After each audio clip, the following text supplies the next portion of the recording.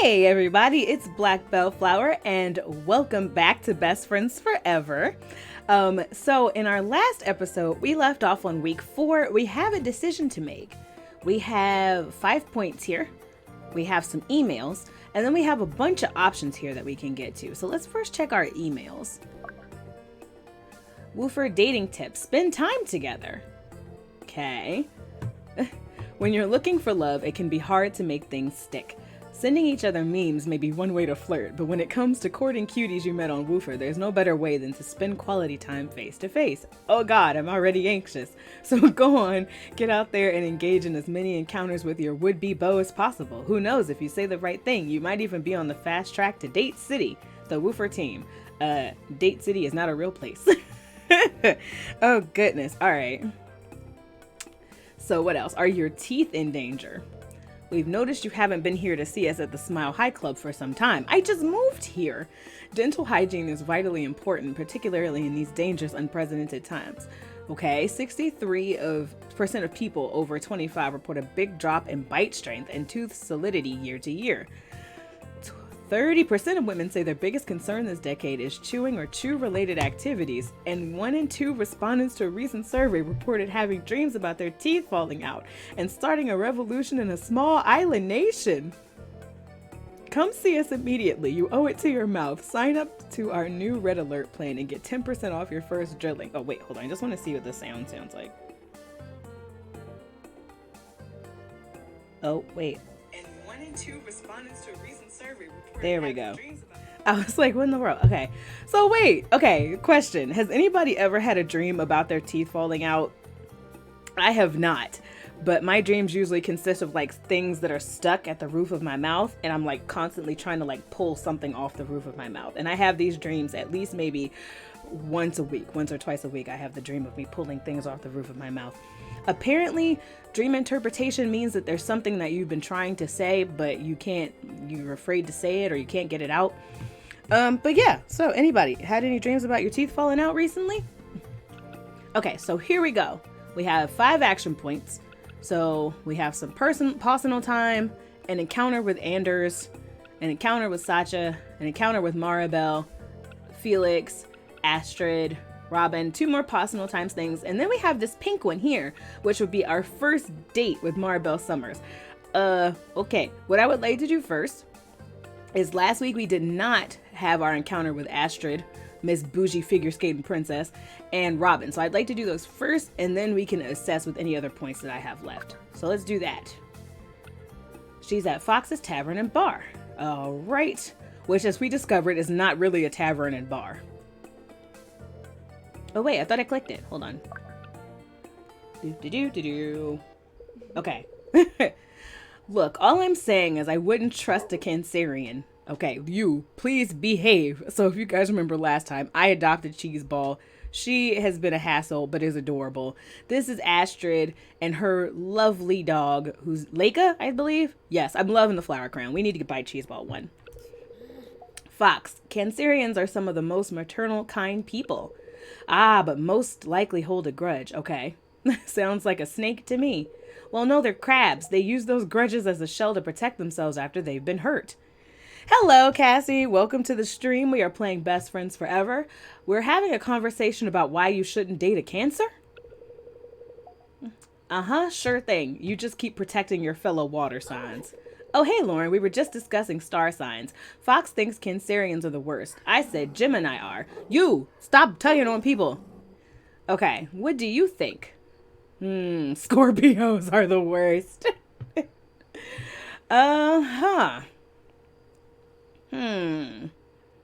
We should remain neutral.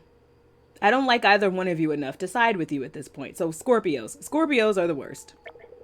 You're both wrong. Have you ever met a Scorpio?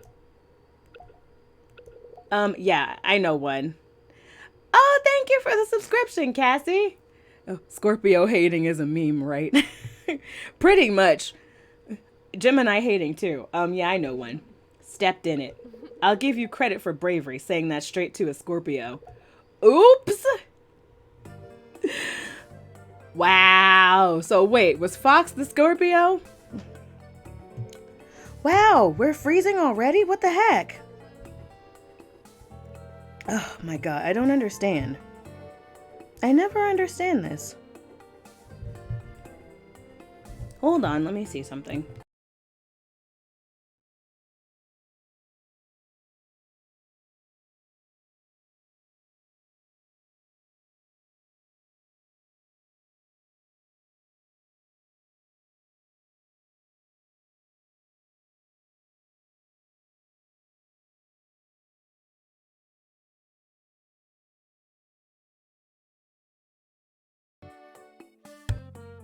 Okay. I just checked Twitch Inspector to see what was going on.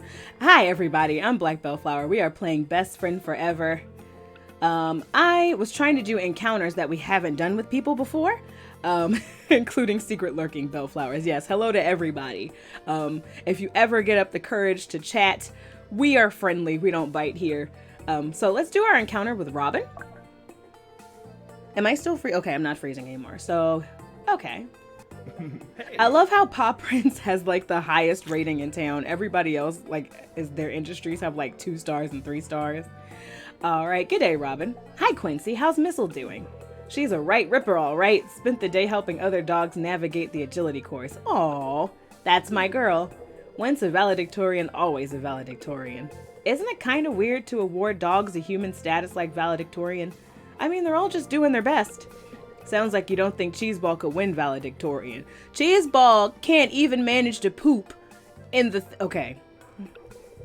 I'm sure Cheeseball's got it in her. What's her secret talent? Pooping in places she shouldn't poop.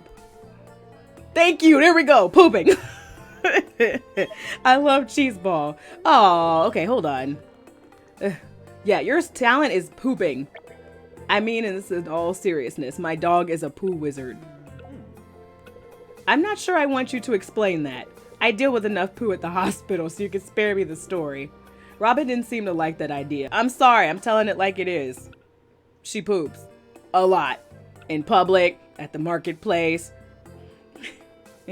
Cheeseball is hella... I'm not saying Cheeseball's not intelligent. I'm sure she is extremely smart. She just poops everywhere, and I need her to get it together. Okay, so we have 3 points left. I'm wondering if I should do this date with Maribel or if I should hold off. I mean, there's no reward if we take no risk, right? So we should probably just do the date, right? What could go wrong? A lot of things could go wrong, but let's just do the date. Oh, okay. At the industrial district. Okay. Known for hot baristas, nut milks, and for... Oh, God. Okay. Wish us luck! We're probably gonna screw this up really bad. Okay. Oh, God. Maribel recognized me from Woofer, so maybe she's keen on a date. Hopefully I'm not reading into that too much. Hi, Maribel. What are you doing tomorrow? Hello, just working. Always working, working, working. Oh, okay. Oh, damn. I was wondering if you wanted to hang out together. Okay. Very casual. Ooh, like a date? No, like a hangout together. Like, don't... Okay. Well, she doesn't seem like she's against the idea. So, yeah. Something like that.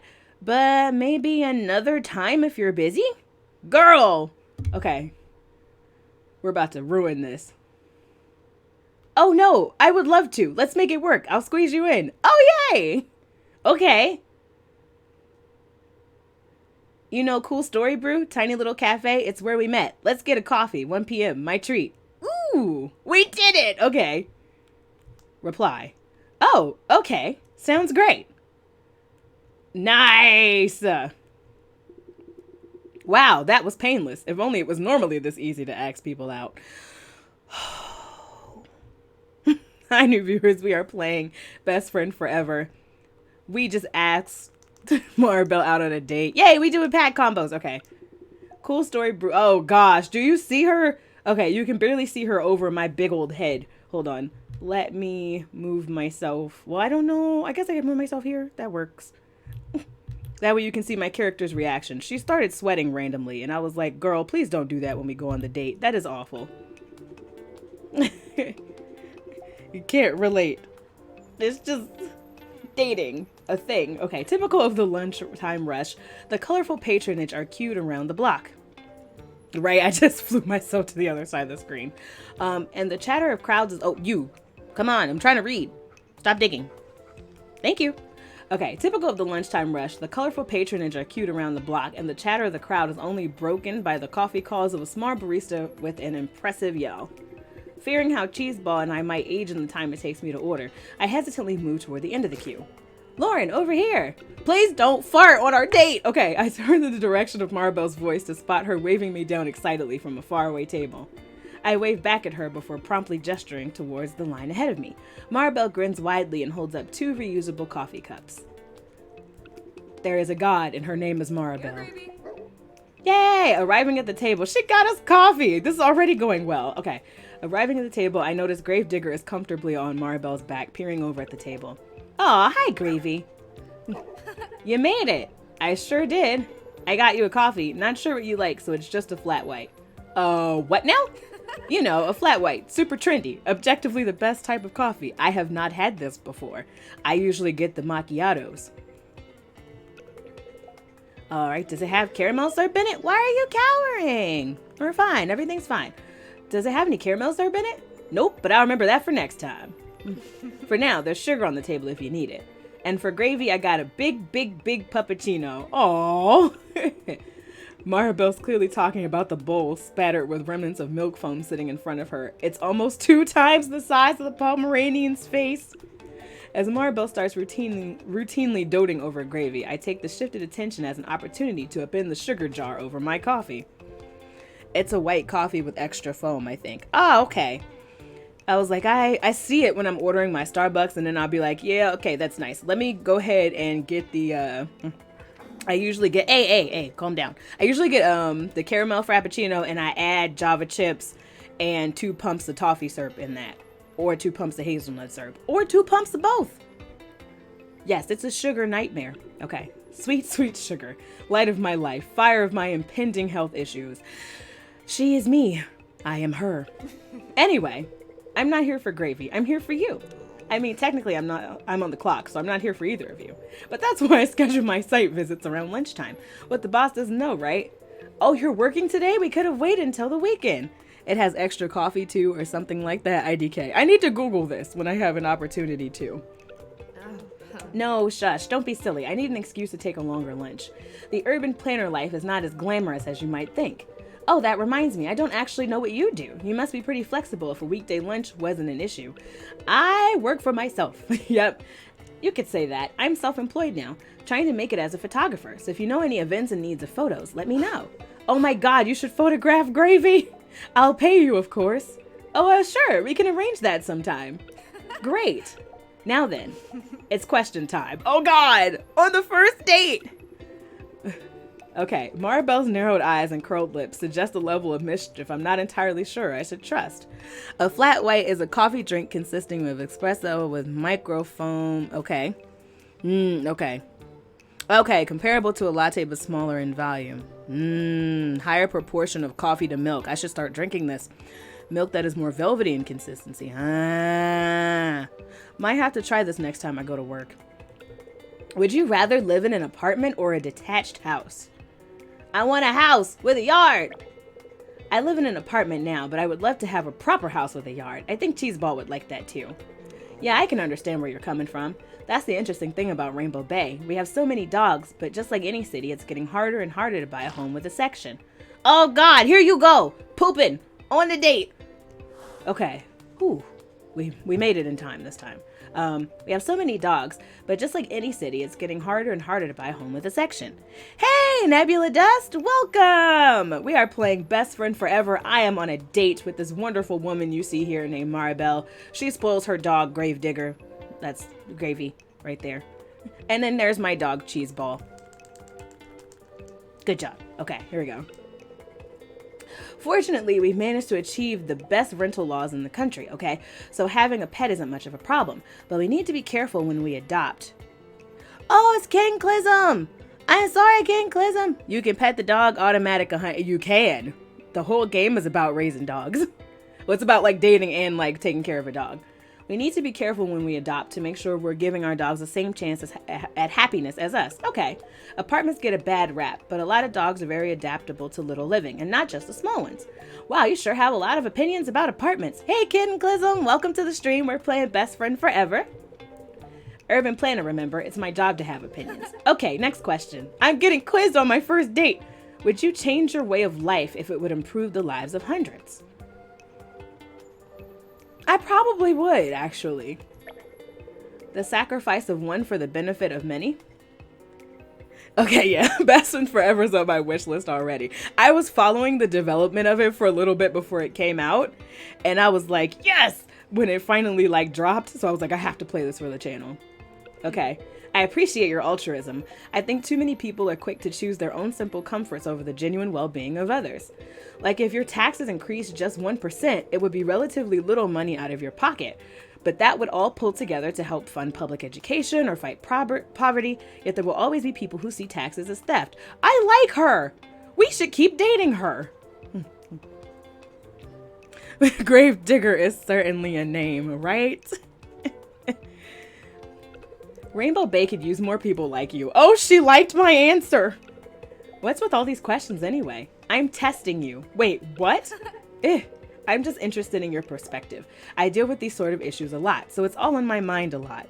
Right? We got hearts. I'm just obsessed with how perfect the name is, because Gravedigger is metal as hell and Gravy is cute as hell. Right? It's a nice balance, and because she works in construction, it makes sense. But if you really want me to test you, who's cuter out of Cheeseball and Gravy? Cheeseball? Girl, don't play with me. You know what? Actually, nah, let me rep for my dog. Well, it's obviously Cheeseball. Cover your ears, Gravy. Oh, yay for the hugs. You're really gonna tell me your dog is cuter than mine just like that? Look, I appreciate all dogs, but I gotta side with Cheeseball, even if she poops all over the place. I gotta stand by my dog. Well, I appreciate your loyalty, if not your honesty. Ooh, okay, girl. Ahem. Next question. Ready to move on from that one, huh? All right, let's see. Why did you really move to Rainbow Bay? What do you mean? Before I can finish my sentence, the familiar sound of a phone alarm cuts me off. Maribel excitedly reaches down to the backpack sitting by her feet and pulls out her phone. Ah, my lunch break is up. I have to head off to a building site nearby before I go to town hall, okay? You should come with me. It's just a quick inspection to check how development is going. It'll be super fast, and I can tell you all about the development too. Come on, what do you say? Are you allowed to bring strangers onto a development site? Probably. That means no. I'm taking that as a yes. Let's go.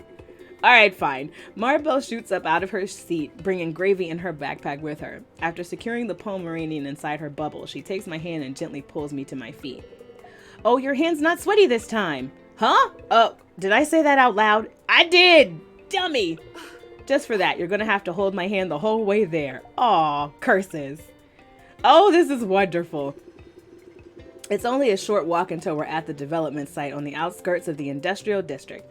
Temporary chain link fences enclose the grounds, though they don't look like they'd be very effective against any determined trespasser. Right? Work date! It looks like construction's not far along, with materials dotted around the site and only the beginnings of a structure. Okay. Maribel held my hand the whole way over and only lets go to get hard hats for herself and Gravy. I just think that's so adorable. Gravy looks so cute in her little hard hat. Doesn't she just? She's the sweetest. There isn't a cheeseball size hard hat. Sorry. She'll be fine. I shall protect her from any oncoming falling objects. It's okay. We'll just wait here. Won't be long. I promise. Right. Okay, so never mind. We gotta stay outside. Which is probably better, so I can protect us both against falling objects. Maribel straightens her back, drops her shoulders, and marches blank-faced onto the site. From afar, I can see her interacting with the site manager, behaving with a sort of rigidity and seriousness in stark contrast to the way she normally acts. How often do you have to pet your dog? Oh, you can pet the dog as often as you like. There are certain events that happen, though, where you have to pet her. Like, if she cowers down to the ground, you're supposed to pet her to help her feel better. If you don't, you'll miss points. Then there'll be events where she'll randomly poop, and you gotta clean up the poop. Or events where she'll try to, like, grab people, and you're like, wait a minute, calm down. It's honestly like a whole nother person just stepped past that chain link fence. Speaking of the fence, once Maribel walks away, do I realize each piece of fencing is adorned with signs for an all too familiar company. A jingle rings through my mind. Scraping the sky and never asking why. That's the obelisk construction way of life. Oh God. What's wrong? Ah. Oh! Why are we screaming? No sneaking. Sneaking is bad. Always pay attention to your surroundings on a construction site. I can't fault her for telling me that. That just seems like that'd be obvious. That's a fair point. So, what's the deal with this development? It's a project of mine, the first of hopefully many. Right? She has a hard hat for gravy. It's an apartment building, the first high-rise outside the South Shore. That's why she was asking me all of these questions. Basically, the industrial district is the main residential area of Rainbow Bay, but almost all the housing is detached. There's a lot of demand for the area, but no affordable housing. So I'm fighting for high-rise apartment blocks. If we want to grow as a city, the only way is up, right? So this is the start of your legacy as an urban planner. Oh no, my legacy is going to be a statue of gravy on Fenrir Island. Well, that works too. Actually, this development kind of skipped the queue thanks to Obelisk. Somehow they found out we were accepting projects and they have enough money to make their own schedules, okay? Yeah, Obelisk can be like that. Doesn't sound like you're a fan. Well, I mean, I used to work for them. Oh no! Conflict of interest! Oh, messy breakup? Let's not get into that right now. To be honest, they're not my favorite either. But they did agree to our controlled unit sales prices, so I guess they're not bad. Oh God. Girl, maybe even giant multinational tech corporations led by faceless billionaires are capable of doing some good. Let's hope that's true. Anyway, I have to head back to the town hall now. Want to walk with me? Maribel doesn't even wait for an answer and quickly grabs my hand. Judging from her power walk, I'd wager she's running late for something. We're just getting dragged everywhere. Well, here we are. Oh, I never noticed the town hall was here. It's pretty well hidden. Just an office building, really. Okay, so I see why this cost us 3 action points, because this is a lot of detail. All right, I'll leave you here. It was lovely spending time with you. Oh, likewise. True to form, Maribel moves before I can really react. She ducks forward and plants a small kiss on my right cheek, then quickly trots away. Aw. I watched Gravy staring out of her bubble at me as the warmth of Maribel's kiss lingers on my cheek. I can hardly keep up. Yeah, I like her too, Cheeseball. Aw. Alright. Alright, so we now need to do some activity stuff. So once you finish all of your MP points for the week, it's time for you to do some stat raising with Doggo. So here's our current stats with Cheeseball. She is dehydrated. She's awake, so she doesn't have much energy. And then we've got our levels in terms of her smarts, fitness, trust, sociability, and manners. She was really weak at manners when we first adopted her, so we've made a lot of progress in that area. I would like to do more smarts exercises and maybe fitness exercises. And I also want to make sure that we hydrate her and she eats. So let's do that. So what can we do?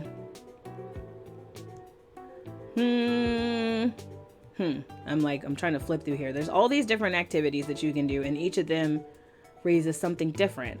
Okay, so we need to do an energy and smarts activity. So we also need to do a sociability activity. So let's do some cardio stuff. And then we have smarts and social, so we can get some puppuccinos. Let's see what else. Oh, the social media thing. Social media model. We could do some influencer stuff. And then what else can we do? We could do... Okay, hold on. Oh, we need to do some swimming. Puppy paddle. Nice. Okay, so we will run the week. Let's do it. Cheeseball got excited during a werewolf transformation and practiced her best howl. Cheeseball tried to weave between your legs while running, but otherwise kept a good pace. Nice. Cheeseball went to town on her puppuccino and quickly moved on to sniffing other dogs' buttholes. Stop doing that in public! Cheeseball was just listening to pop music and the camera went off. Not a model. Alright, but we got 100 likes in 15 minutes. Good job, Cheeseball. And then puppy paddle. Cheeseball convinced a local surfer to hang 10. Yay! Good job! Cool. We should have did a little bit more stuff with the smarts because our manners went up a lot. That's fine. Okay, so after this week, she is starving and extremely thirsty. So, what we could probably do is... The wet dog food gives us the points for eating. And then we could do water. So let's go ahead and do the wet food. Cool. Oh, here, eat. So she's gonna be a mess. Okay, her hygiene went down a little bit, and then water. How do I pour the water out? Oh, there we go. I was like, I'm so confused. There we go. Okay, so she has no energy. I'm more concerned about the energy than the hygiene because the energy meter is lower. So is there something we can do to give our beloved dog some energy? Oh, okay. So we can give her an energy boost and hygiene. Nice. Let's do it. All right. Also, it helps to have clean ears. Oh no, I didn't get the points for that. Why? I'm still learning how to use the thing. So now we're on week 5. All right, so here's a oh, we got some new emails. Okay. We can't candle this. Fellow candle lover, we have a problem. Okay. Hey, Quelmar Realm. Just a heads up, your mic has a ton of weird noise. I would reset your sound device to see if that helps. Really? Okay. Hold on.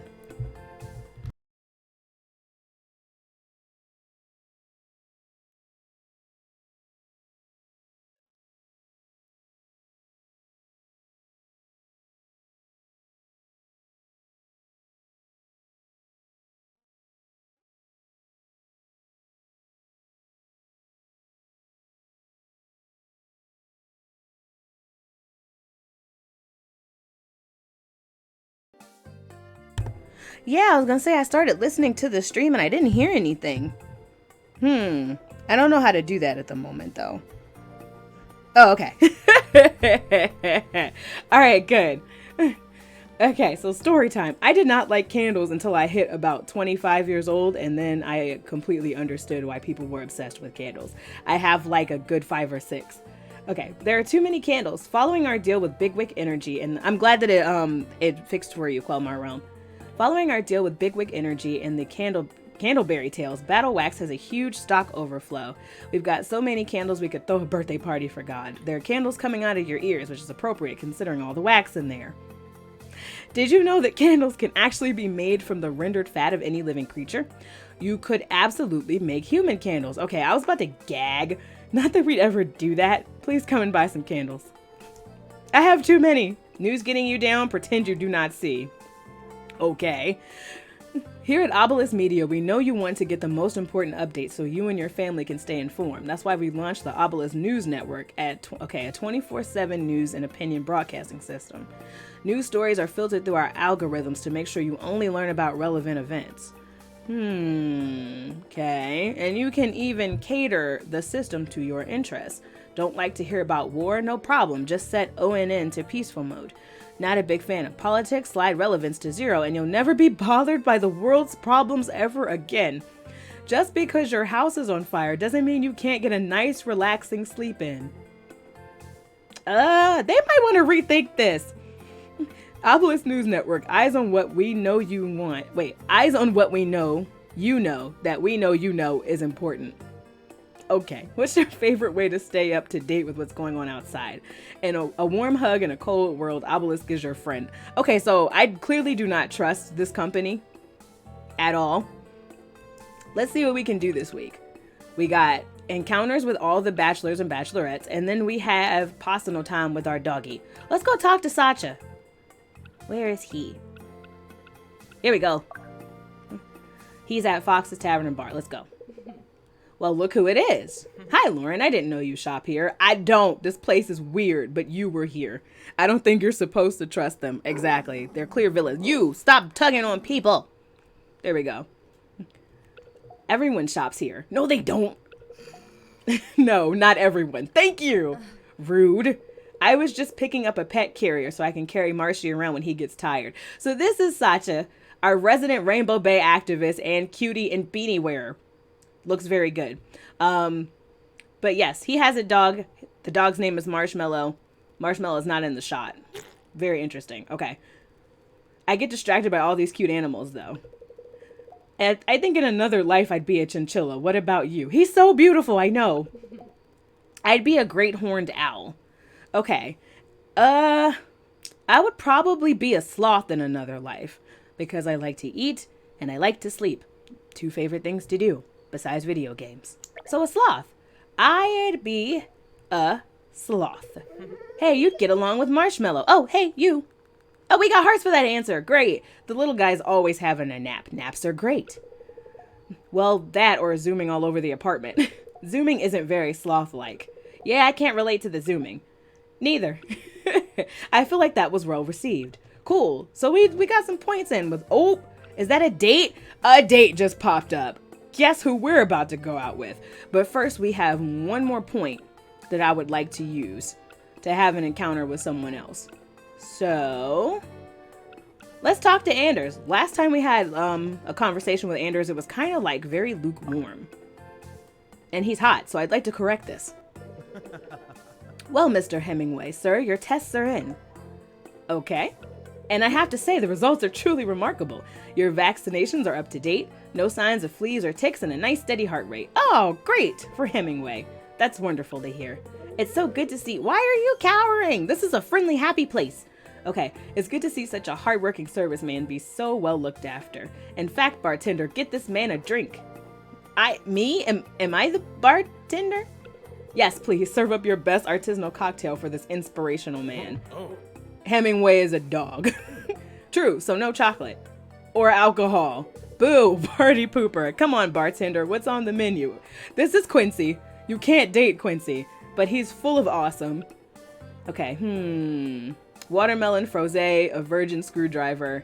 Let's do a virgin screwdriver. How about a virgin screwdriver? Oh, fruity and no alcohol, so daddy's happy too. Great. Daddy? You know, dog daddy. Sure. Just don't feed him too much. All that sugar and acid should be a small, rare treat. Quincy and Anders seem to approve, if not without caveats. Okay, again, kind of lukewarm, but let's go on a date with Sacha. Ooh, bowling? Yes! Escape room? Yes! Loving this date already. I wonder what Sacha's up to. Hi, new viewers. We are playing Best Friend Forever. I'm about to call Sacha and see if he's busy. I could go upstairs and see if he's busy. Okay, we live in the same apartment, so I could literally just walk upstairs and be like, hey, would you like to date me? But no, I can go for the far more appealing non-confrontational option. Texting him. Yay, millennials and our fear of confrontation. Hey, Sacha, have you seen my up dog? What's up, dog?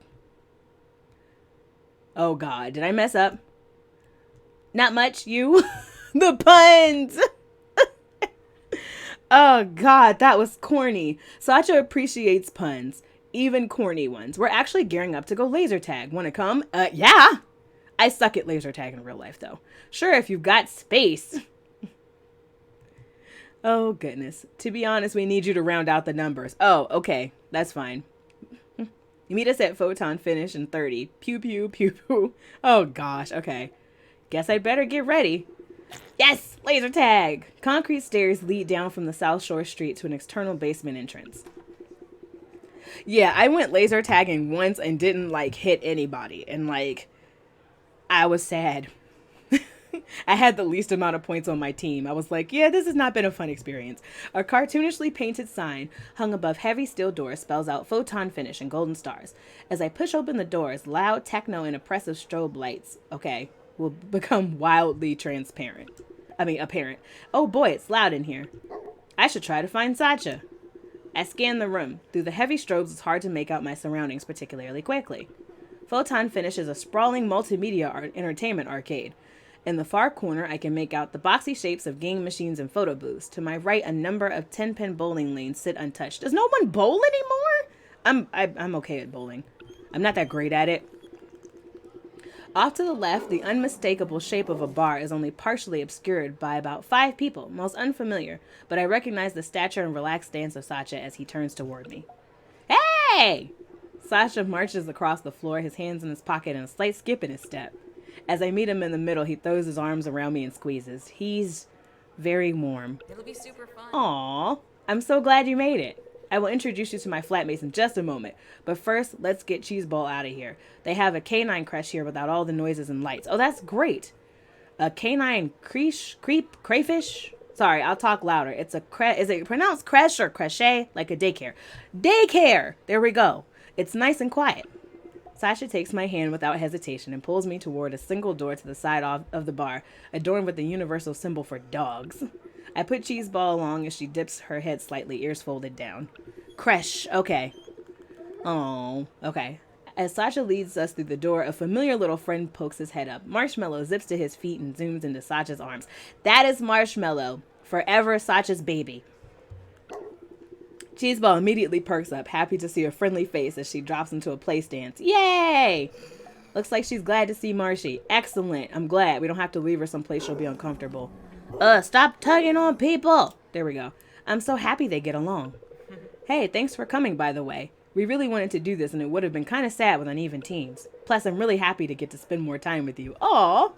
In the comb of the creche, I can see Sacha smile with brilliant clarity, his eyes all but closed, crinkling joyously at the corners as he bares his teeth with pride. I realize maybe I've been staring for too long. Sacha's face falls back into a gentle rest, and he gestures toward the door. He has the cutest smile. Okay. My flatmates are waiting. I should warn you, there's a fair few of us, but they're really keen to meet you. Why do I feel like I'm about to be on trial? Oh God, it's going to be like when we went on that date with Maribel, and she asked us a bunch of questions. Pshaw, don't worry about it. Okay, I'm worried now. When people say don't worry, I automatically start worrying. Sacha grabs my hand once more and pulls me into the den. I'll see you soon, Cheeseball. Is this her, Sacha? Okay, I'm loving the hat and the hair. Okay. Ooh, she's cute. Everyone, this is Lauren. She moved into the apartment below us just recently. Okay, let me introduce you one by one. This is Z. They're an artist. Nice to meet you, Z. Oh, you know, I draw. Oh, the hair! Love the hair. Okay. I draw sometimes. And you write. Tell Lauren about your fic. And they write! Where do I start? You know what Alpha Omega is? Okay. Hey, let's not get Z started. I'm Meredith. This is my girlfriend, Emily. Hey, maybe she wanted to hear about Z's dirty fanfic. Okay, me and Alpha Omega stuff? No. I understand it's for some people, but I can't. Doesn't matter. I don't need to hear about it again. Mary's lived with us for ages, but Emily just moved into her room last month. If you ever need some help figuring our cinnamon roll child out, you know where to find me. Yeah, if you're ever home. Okay, also like this person as well. We're home plenty, Maddox. Okay. Yeah, sure. Are you planning on introducing me, Sach? Oh, yes, of course. Lauren, this is Maddox. He's basically my best friend. Yeah, we're the original denizens of apartment 304. It was just me and Sacha for a good 2 years. I knew him before he transitioned. You must know all his secrets then. Okay, transitioned feels like a very obvious thing. You must know all his secrets then may seem too personal? But, I don't know what to pick. I'm stressing myself out. But, okay. I feel like for the sake of plot, I should click transitioned. But, again. Okay. You must know all his secrets then. The first is a cute joke. Okay. Oh, you must know all his darkest secrets then. Yeah, more than you, that's for sure. So is he ticklish? Oh no, nope. Let's start this line. Yeah, I didn't want to be nosy. And then also I felt like that was an obvious thing. Okay, let's stop this line of conversation right now. Thank you. Oh, darn, we have to pick both. Okay. What do you mean transitioned? Oh, yeah, I'm a trans man. I thought you knew. I'm not stealth or anything. Oh, okay. Wait, is it okay that Maddox just outed you? Can't be outed if you're not in. Okay, for a lot of people it wouldn't be okay, but I make no secret of being trans and Maddox knows that. If he wasn't so open, it'd be a different story. I definitely talk before I think sometimes, but in this case I knew Sasha wouldn't have an issue. Generally speaking, though, you wouldn't announce someone's transness to anyone without express permission. Right. No way. Alright, that's everyone. Let's get lasering. Yeah, I'm glad they prefaced that Sacha was like, I'm 100% comfortable with this. However, there are some people who would prefer their transness not to be outed. I'm glad that was prefaced. Okay, let's go. Laser tag! Dibs, Emily's on my team. I want the new kid. No. I'm terrible at this. Don't do it. Me too. Let's see what you're made of. Absolutely nothing. Bad aiming. I'm made of bad aiming and panicking in the dark. You don't want me on your team. Okay. I guess I'll see you on the battlefield, Lauren. Oh, goodness. Okay. Yeah, that was very important. Okay, here we go. Only 15 minutes remain. We're gonna lose. Okay. Our backs are to the wall, literally and also figuratively. I'm pressed against the black painted NDF of the arena stealth maze. Lights flash overhead each time someone takes a hit. It's war out there! We're at war! A few walls over, I can hear my teammate Z. They scream as they charge forward, phasers blasting wildly. Suppressing fire! Z, you're gonna get us all murdered! Okay, that's my cue. With Z pulling the attention of Meredith and Emily, I lunge around the corner and bolt forward, my eyes on the column of wires and blue lights that make up their base. It's right ahead of me, just within reach, but then I see her. The distraction didn't work. Meredith steps out from cover and points her phaser right at my chest. Oh, we're going down. I have to think fast. Okay, duck. There's a branch off to the left. It may be my only hope. I dramatically duck and roll into the left-hand passage, seeking refuge as Meredith unleashes a barrage of lasers in my direction. I could just see myself just ducking and just rolling on the ground like, oh my god, okay. But this shelter cannot last. I realize the sound of Z's screams has grown closer. An ally, good. We'll regroup and take out Meredith together when she runs out of ammo. I move further up the passage, toward the sound of Z's overacting. They're close, good. I'll just turn this corner and... Z's screaming stops, and so too does the sound of lasers. Oh no! They've been taken out! We're doomed! Something's changed. I don't know what's happening. I push myself into a corner, cold sweat dripping down my forehead. Am I the only survivor? Yes. The silence is punishing. Oh, yep, we're dead. Kaboom! Emily leans down over the railing above me, blue phaser extended as my harness lights flicker off. Oh, for Bork's sake. Your tactics are weak. Weak. No argument here. Please just finish the job. Finish it quickly. She cackles as she retreats toward her base. With my metaphorical tail between my legs, I skulk back toward the red base. Home. The cooldown is always so boring. I just want to shoot stuff again. On the plus side, I don't have to worry about being shot while my harness is offline. I attempt to navigate the arena's maze, but I've definitely been down this corridor already. Or maybe it was just one that looked the same. Oh, great. We're lost. Great job, girl. There's military-style netting covering one of the walls intended for climbing. Height would give me a better vantage point. Or it would make people see us from afar. I pull myself up the netting and my eyes widen in fear as they come level with a pair of familiar combat boots. You don't see me! I'm not here! Found you. Oh wait, your harness is off. Whew, okay. Sasha lowers his phaser and I pull myself over the ledge. He helps me to my feet. No shooting me this time. Sorry to spoil your fun. Don't be. I'm having lots of fun. I shift back toward the direction of the red base. We can't chat for long. Sacha steps closer toward me. Besides, there are other ways we could have fun while you're offline. Okay! Go ahead. Make your move. Before I even realize what's happening, my back is up against the wall again. Sacha stands before me, close enough for me to feel his breath on my neck. Okay! Thanks for joining me today. Let it happen! I let it happen. Our lips meet and a tingling runs up my spine, into my shoulders, urging me to put my arms around him. It's a gentle kiss, but a passionate one. He doesn't push, but lets our lips part naturally. I kiss him back, maybe a little harder than he did, and I can feel my surroundings drift away. I close my eyes and in that moment it's just the two of us, lip locked in limbo. Oh, don't let the competition see us! I don't even hear my harness come back online. Great! He's gonna shoot me! In fact, it's only the dreadfully familiar sound of a phaser firing and my harness winding back down almost immediately that snaps me out of my reverie. Traitor! And thanks for letting your guard down. You whore! Wait a second. Wait a second. We were bamboozled. Do you see this? Do you? Okay, wait a second. Do you see this? We went from happy to blissful to betrayed to eliminated. Sasha cackles and pulls away from me. He gives me one final wink before athletically jumping down the ledge I had climbed up and running towards red base. You traitor! I got played.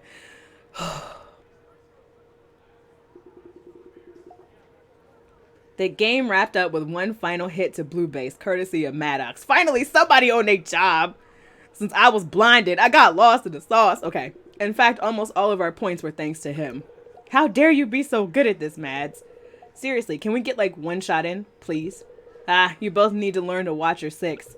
I'm just happy you're leaving on a positive note. Oh, that's right. I guess this is probably the last time for you. Wait, what?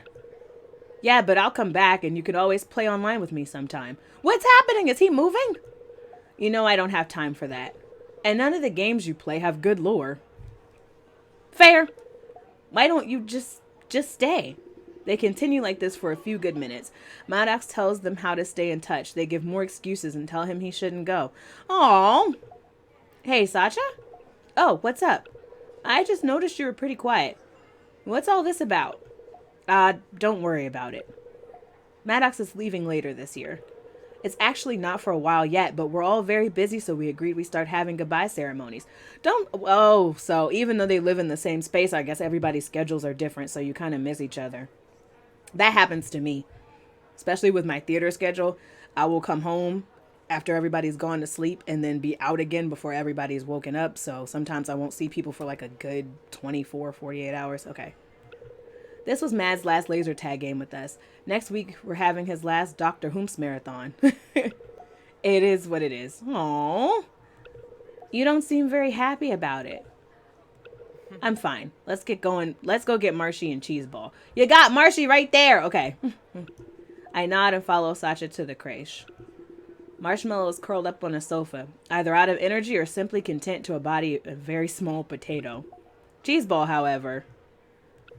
Someone's excited to see me. Aww. I think Cheeseball might have worn poor Marshmallow out.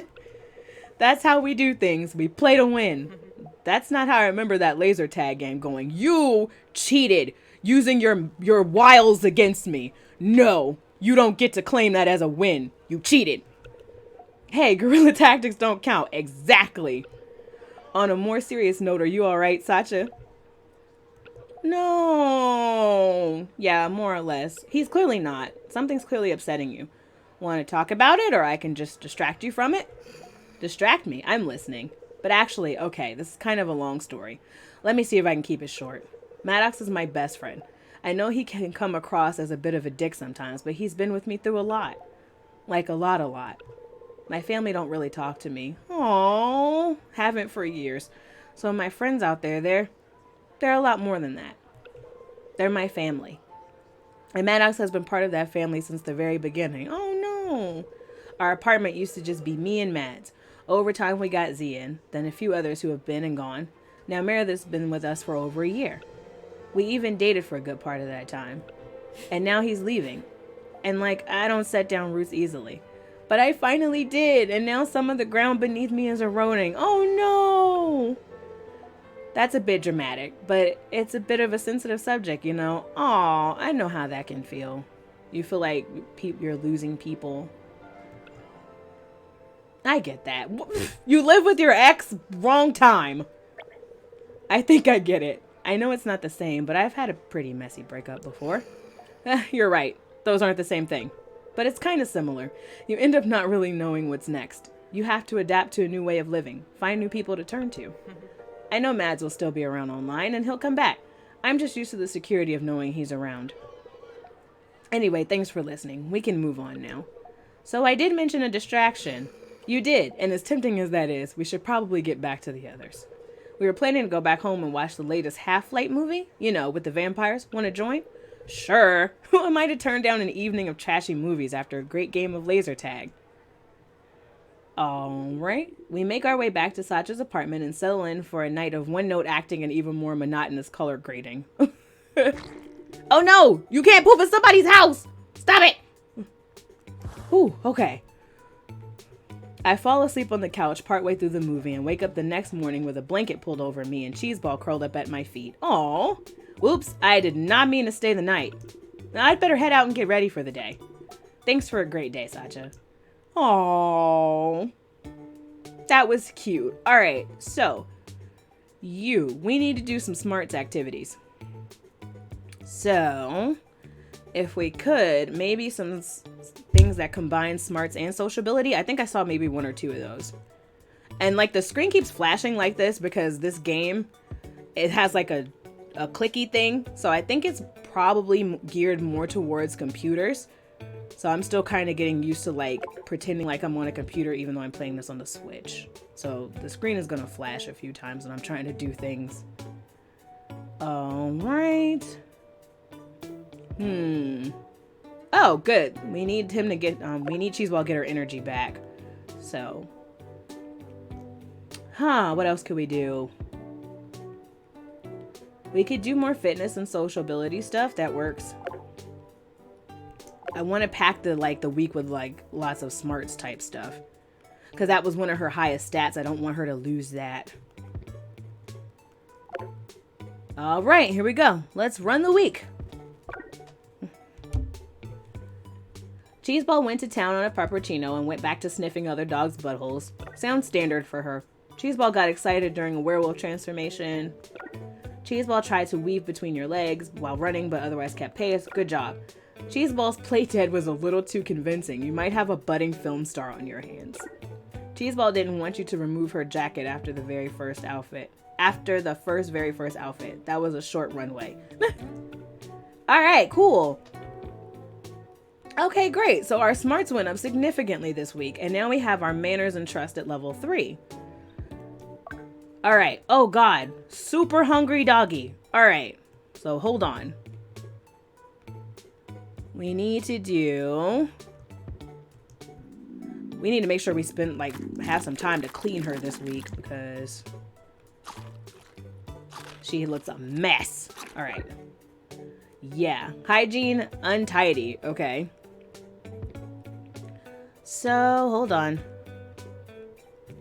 I would kind of like to feed her again, but we need to make sure that we do like cleaning stuff too.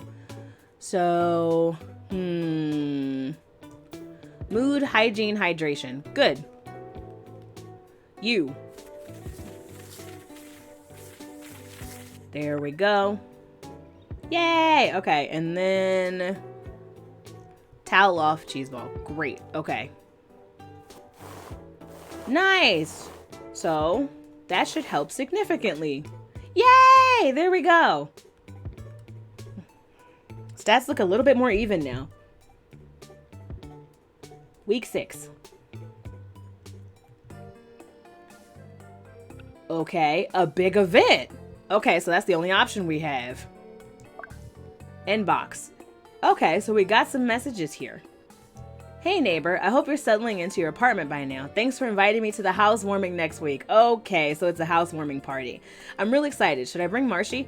Actually, I'm just gonna bring him. If he's a problem, I can take him back upstairs, but I think he'll really love hanging out with Cheeseball. Anyway, I'm so excited to see your place. I don't think I've done any decorating. Okay. Hey, just letting you know I'll be there this weekend. Managed to get the weekend off for it, so consider yourself pretty special, okay? Okay. And then I'll be there. Totally coming to your housewarming this weekend. I don't even remember inviting you. I can't wait. And I'm gonna bring Maribel, so don't be surprised if she doesn't RSVP. She's like insanely busy. And then I can't believe you emailed the clinic just to invite us to your housewarming. But that means Jade can't be mad for answering personal emails at work. I'll drag her along, so see you then. All right, so I think that's all my new emails. So let's do it. Let's have our housewarming party. Okay. Known for nothing yet. the home of Rainbow Bay's latest Ready to Mingle single. It's been 5 weeks already. I should probably get serious about unpacking.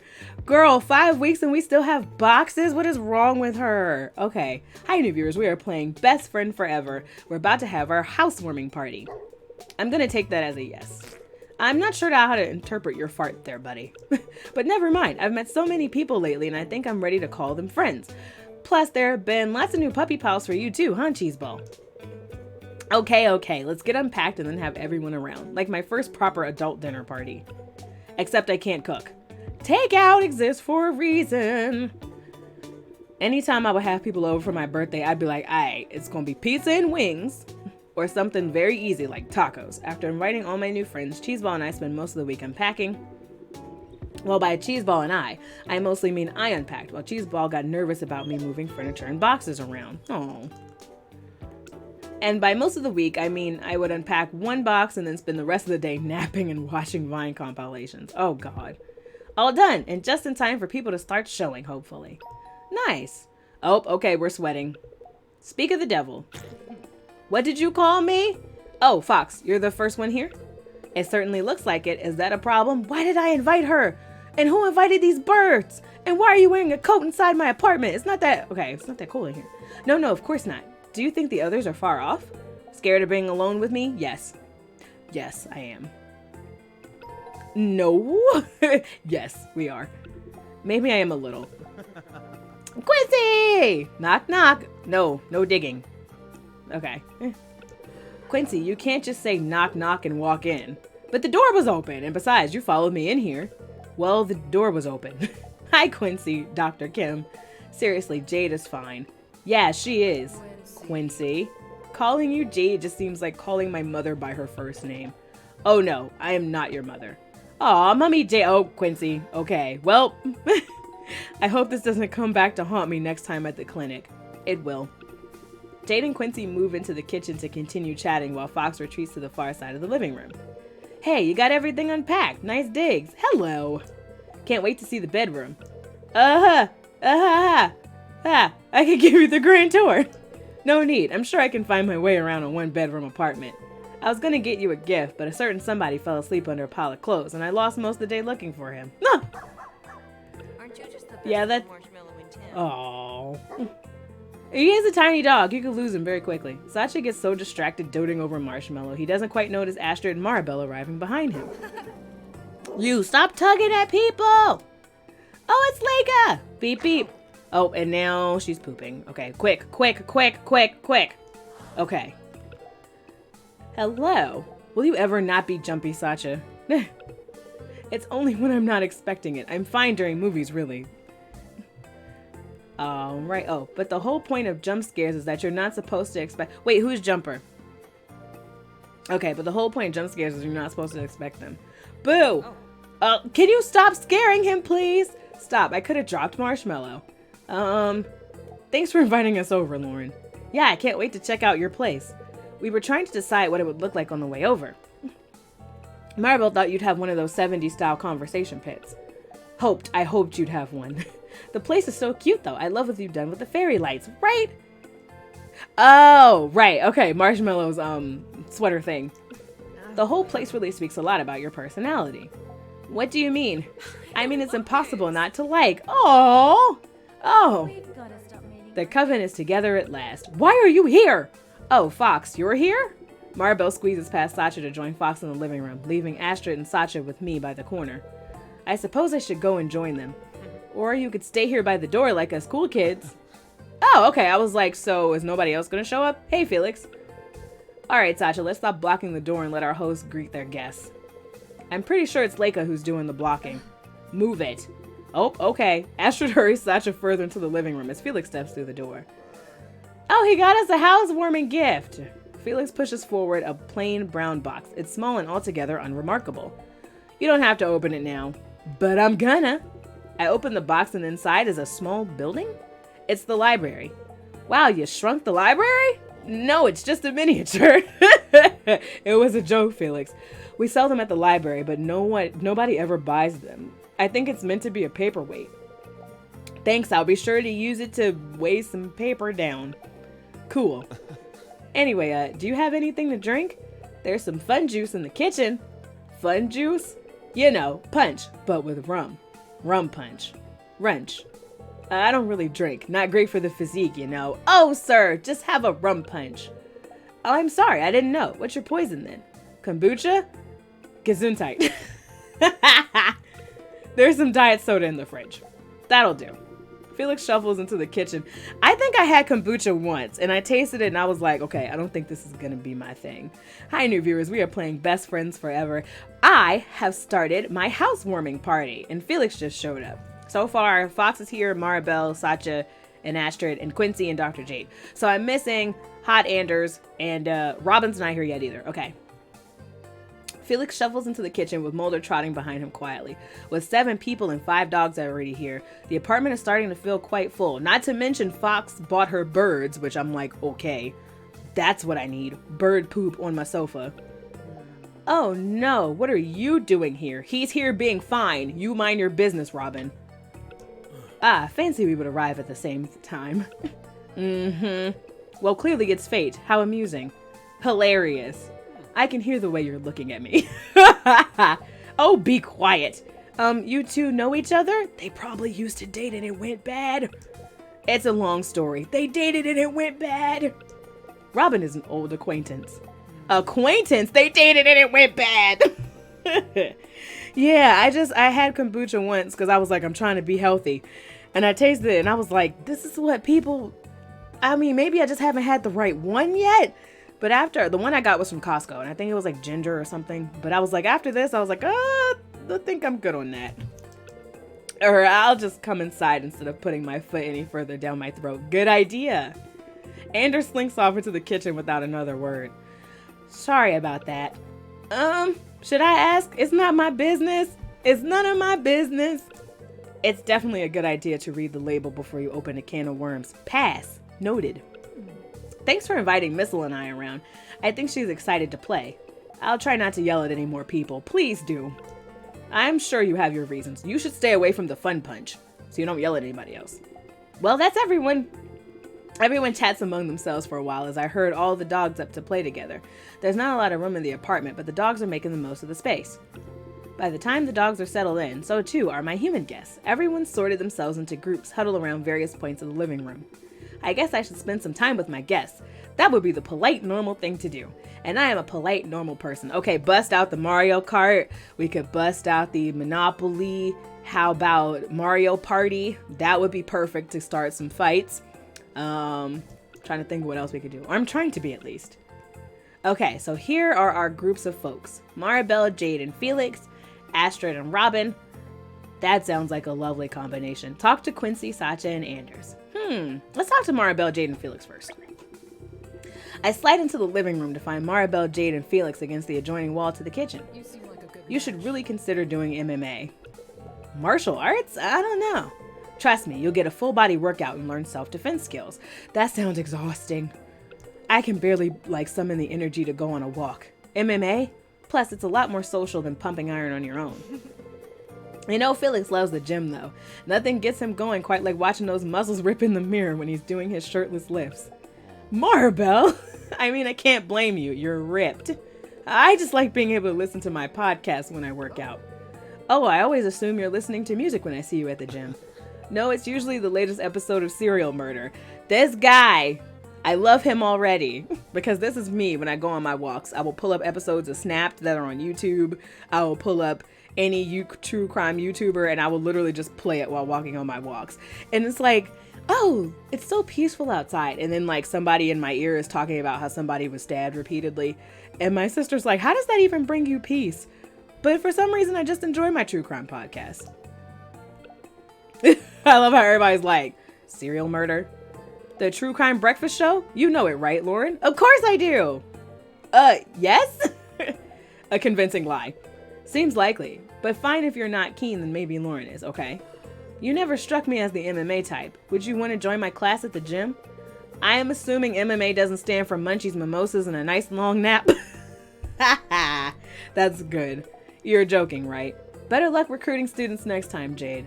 Who knew MMA would be a hot conversation topic? As I move around the room, flitting between groups, a thought worms its way into my brain. Where is Fox? Hopefully she went home. I scanned the room. She was here not long ago, but she wasn't engaging in any of the conversations. Eventually I land on her, somehow blending into the background. She's standing by shelves, quietly eyeing up my collection of novelty mugs. I make my way over. You're quite well traveled. What? The mugs. Oh yeah. Yeah, I've been all over the place. I just got those mugs off Etsy. Fox narrows her eyes and stares at me. After an uncomfortably long pause, she turns on her heels and addresses the room. Let's play Truth or Dare. Oh, girl, no! Who do you watch? You and I need to discuss crime YouTubers. I like, Stephanie Harlow. And then I also believe her name is Eleanor. Eleanor, I'm pretty sure it is. Hold on. I was trying to see if she popped up on the first page of my YouTube. But I don't think she does, which is interesting because I've watched like 5 of her videos. Yep. Nope, that's not her. All right, I'll have to send it to you. But I can't remember what her last name is, but Eleanor is definitely her first name. And then Stephanie Harlow, I watch a lot of her. And then that chapter, I started watching him. So yeah, those are the people that I watch. Let's play Truth or Dare. Let's not say we did. Yes, Eleanor Neal. Okay. Oh, no. No, they seem too excited to do this. No, Quincy, I'm not in here for this. I think I'm too old for this. Me too. I too am too old for this. No way. If I'm playing, then so are you, Casanova. Game on. Oh, really, Astrid? Don't you dare. Fine, I'll turn my torment to Felix instead. Okay, I'll link you. Oh my gosh, I do not want to like... Oh, this is stressful. Right? Me and Felix about to dip. Wait, what? This is gonna be good. Almost everyone agrees to play. The room falls silent as all eyes fall upon Jade. Thank you, Jade. I'll see you at Cheeseball's next checkup. No, can I leave too? I know this is my apartment, but can I leave too? Okay, Jade sees herself out as the rest of the room murmurs and shuffles about, forming a rough circle. The game begins innocently enough. This is why I don't play Truth or Dare with other adults. This is why I haven't played. I don't like Truth or Dare in general. When I was in high school, I didn't play Truth or Dare. I didn't play, like, anytime people wanted to play Truth or Dare, I will always be like, I pick Truth. I refuse to pick anything else. Truth. And then now as an adult, I definitely wouldn't play with anybody. No. I would be like, I would just watch y'all and I would watch the dumpster fire begin. All right, here we go. Challenges bounce around the room, everyone doing their best to outdo the last person. Of course, as soon as the turn comes around to Fox, she stares me dead in the eyes and her mouth stretches into an inhumanely toothy grin. Truth or Dare, Lauren? No! She can't be... No! Why was she invited to my house, y'all? Like, I didn't even invite her. Alright, I feel like both of these are gonna end terribly, though. I feel like there's no good answer. I feel like even if I pick Truth, she's gonna be like, alright, tell us the truth. Who do you want to date in this room? And then Dare is gonna be, just go ahead and make out with somebody. Either way, this is not gonna end well. So let's just pick Truth. Why did you move to Rainbow Bay? Can people stop asking me this question? What do you mean? I just needed a fresh start. More detail. Go on, Lauren. No one's gonna judge. Oh, thank you. Well, I guess everything just fell into place. You all probably know by now that I worked in marketing at Obelisk in New York City. I was really good at my job, but that's not necessarily a good thing. When you're good at your job, everyone relies on you. There are just more expectations, and at a place like Obelisk, that means more work without more support. So eventually I gave up and I quit my job to move out here. The end. But why Rainbow Bay? Because there were dogs. Fine. Okay, there's more. My last partner and I had been together since high school. They can remain nameless. After I quit my job, the plan was to live with them until I got my freelance photography started up. But then they got a job they couldn't turn down, I guess. We broke off. I saw them at the airport and then a summer rainstorm swept in. My bus back from the airport broke down and I just found myself in a park in the middle of a hot storm crying on a bench. Why am I telling these people this? I don't even know half of y'all. Also, my ex had brought me chocolates to cheer me up, but they were in my pocket and it was really hot that day. So now I'm walking around crying with dookie looking pockets. Yeah, I'm sitting in the park. Sitting in the park, tears down my face, melted chocolate seeping through the pockets of my jeans, clothes and hair soaked through, and no way to get home, and that's when I saw him. Who? The dog wizard. What? Well, he was probably just a regular stray or something. He came and sat next to me until the rain stopped. When I tried to take him home, he just started running. I tried to follow him, but he was too fast. When I gave up searching, I realized I was outside a travel agency, and they had a huge poster for Rainbow Bay. They said it was the world's best town for dog lovers. So I decided then and there I would make a change and move to Rainbow Bay. Okay, I'm gonna need some comfort. Pet the dog! Okay, here we go. Oh. Well, that's not as bad as I had expected. It was none of your business, you nosy whore. Now get out of my house. What did you think? I was an ex-convict or something? No, ex-cons are people too. I'm not gonna ask what you were expecting. Probably for the best. That's quite the story, though. It sounds like you had a rough time. I'm glad it led you here, though. Yeah, I hope you can make Rainbow Bay a better home than New York was. And I hope Cheeseball is helping you settle in. Oh, they're all so nice. Let me know if you need help finding photography gigs. I might be able to lend a hand, too. I'm sorry, I'm just still laughing at the chocolate. Sir! It really did look like I'd pooped the front of my pants. I'm so sorry. That's horrible. I can't stop laughing. Sir! Well then, if it was possible to win Truth or Dare, I say you just won it. But it's not possible, so let's move on. Okay, first of all, why are you here? Second, what season is it? I don't know. She's confusing me. The game continues into the night, with Anders and Robin consistently dodging questions about one another, while Sacha, Maribel, and Quincy prove themselves to be truly fearless. Jade was like, I'm glad I got the heck out of this house. Sacha pushes one final marshmallow into his mouth, his cheeks stretched impossibly wide. Oh gosh. What? Okay, schmumpy, wumpy. Okay, what is he trying to say for real? I don't think that's clear enough. What's a schmumpy bumpy? That's impressive. Oh goodness. Truth. Are we still going? All right, where's the weirdest place you've done it? Felix. Felix, we can see you. Maribel gets up and crouches next to Felix, placing a hand on his bicep. Mulder follows behind her, tilting his head in concern.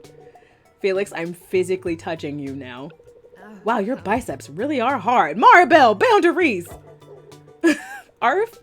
Felix, you can't just fade into the background. You're over 6 feet tall and built like a firehouse. Oh, hi Maribel, how's it going? That's less impressive. Felix was like, don't be asking me these questions. I don't know y'all. Okay, alright. I want to know why Robin broke up with you, Anders. I mean, that's probably a better question for Robin to answer. He belonged to the streets. Okay, never mind. No way, it's your turn to explain what happened. Is there a third option in this game? Can I drink from my silence? That's just, not a good question. That's none of my business. I don't want to know. Truth or dare, Astrid? Dare, of course. Oh, I wasn't expecting that. I have one. I'm gonna start playing Pony, and I want you to take off Maribel! Nope, Truth. I chose Truth. Spoil sport. Altogether, the night goes well, and we laugh until the early hours. Seems like we're going to do just fine here. Thanks, Rainbow Bay. Aww. Wonderful. Okay, so let's look at our stats. We need to build trust. Oh, actually, no. Trust is at level 3. So smarts, fitness, and sociability are still all at level 2. So, Pepperoncinos again. Smart, sociability, and fitness. So, sprinkler party! And then, hold on. Okay, so a lot of stuff is bundled with like trust stuff. I don't really see anything that's bundled with. We did pepperoncinos already. All right, fine. So let's do snack time, and we'll do some daycare stuff. And then, what's the other one? We'll do the pup flicks and chill. Let's run the week. Okay. Cheeseball sat on the sprinkler and used it as a massage machine. Cheeseball conned you into giving her extra treats. Curse those beautiful eyes. Ma'am! Oh, okay. We got experience. Okay, so we got a gain from high energy. Nice. Excellent. Cheeseball made some new friends and chorused Quincy into getting everyone extra treats. Cheeseball got excited during werewolf transformation and practiced her. Okay, so everything's at level 3 now. Yay! Ooh, okay. Very hungry dog. So we'll go ahead and do the feeding. Okay, here we go. Cool. And then I'd like to feed her again. Just so we can avoid this problem next week. I mean, obviously we're going to have to feed her again, but this way we won't have to use 2 points on feeding next week. And then hydration. Yeah, water. Here we go. Nice. Okay. Great. Okay, it's time for your first Paws Academy check-in. Oh gosh. Okay, so Jade and Quincy will check on your Paws Academy class week 6, 10, and 14. I have not been doing personal time activities, so we may suck at this. Okay, first let's check that training progress. Okay, so our first check-in, those were our levels when we first adopted Cheeseball. So now we get to see the difference. Would you look at that? We have a dog that has better manners, a sociable pup, a trusting pup, a smart pup, and a fit pup. And it will only get better from here.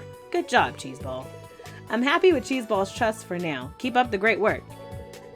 She is a little lacking in social, however. Maybe that's something you can focus a little more energy on before your next check-in. Okay. I see you're making fantastic progress with Cheeseball. Keep this up and Cheeseball could be on track to becoming valedictorian. Oh, that would be great! It's still early days. Your relationship with Cheeseball is beginning to blossom. I can't wait to see what you've achieved together in a few weeks' time. Okay, let's look at your class achievements. Okay.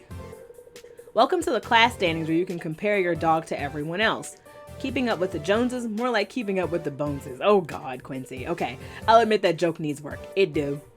Without further ado, let's meet some cuties. In this semester, we have Cornelius, Junebug, Dodger, Ghost, Boatmeal, and of course, Cheeseball. I can feel the tension building already. Let's see how we look against these other dogs. Okay. A respectable silver for my buddy Cornelius. Okay, cool. Aww, Junebug is adorable. Okay. A respectable silver for my buddy Junebug. Okay, Dodger's got a lot of bronze.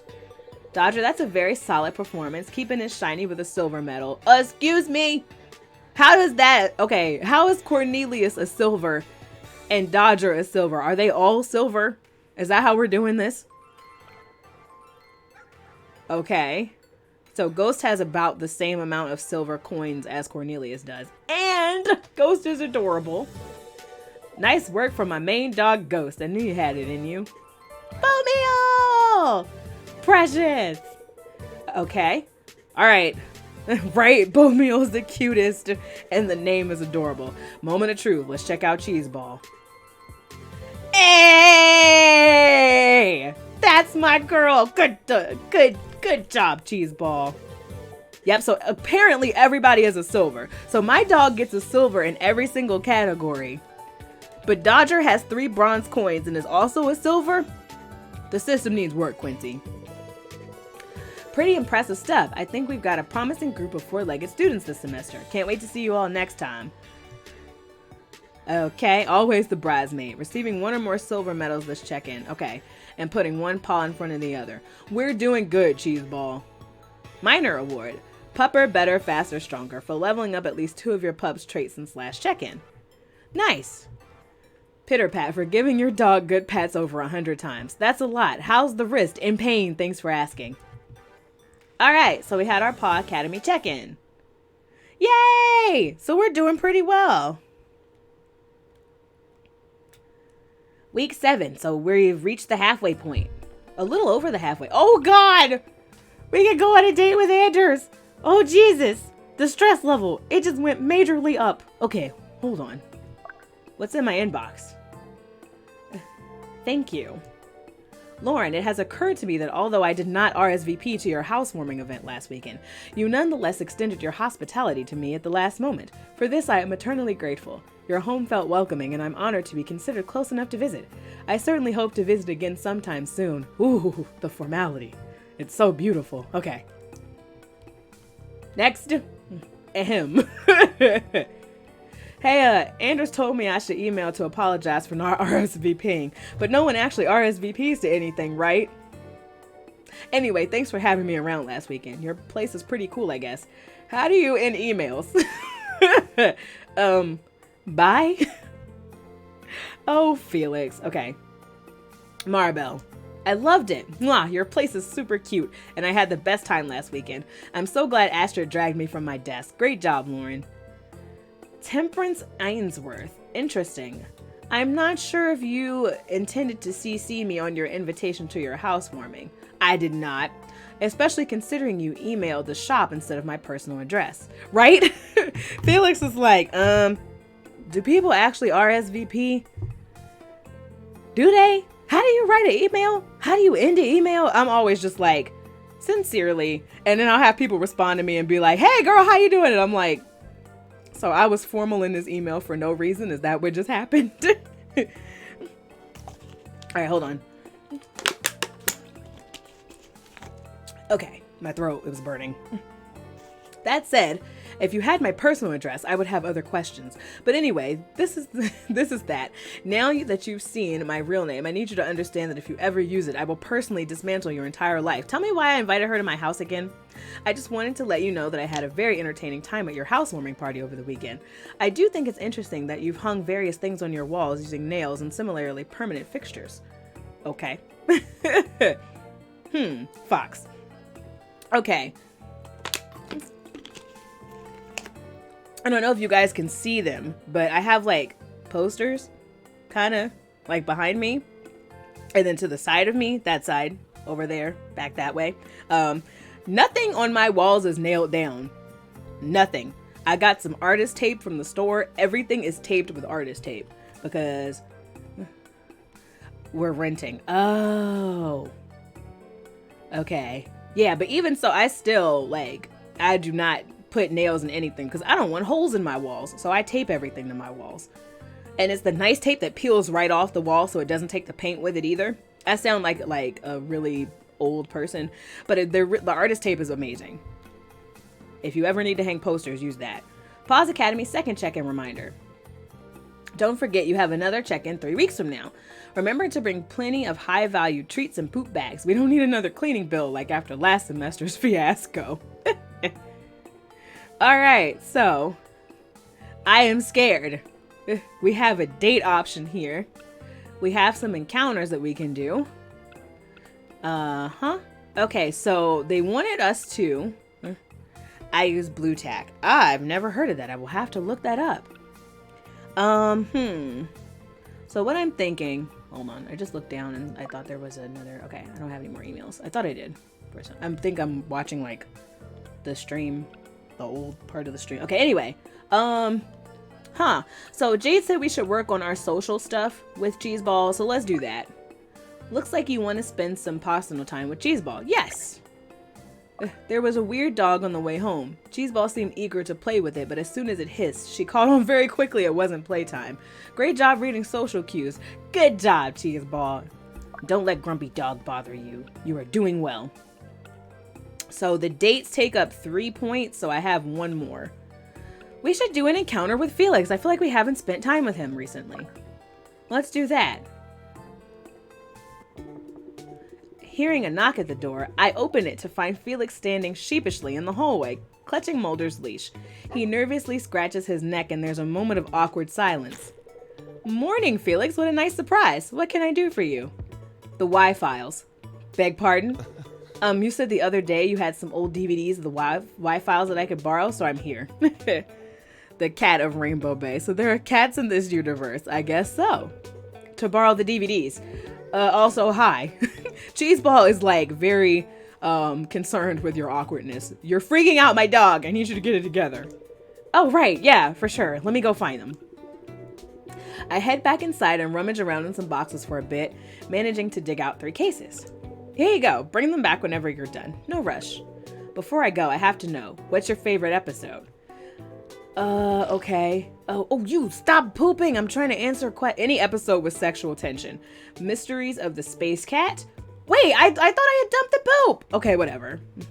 The Man with the Fingers That Were Too Long. Ew. Okay, Space Cat sounds interesting though, but The Man with the Fingers That Were Too Long? That sounds very interesting. It's so weird and silly. I love it.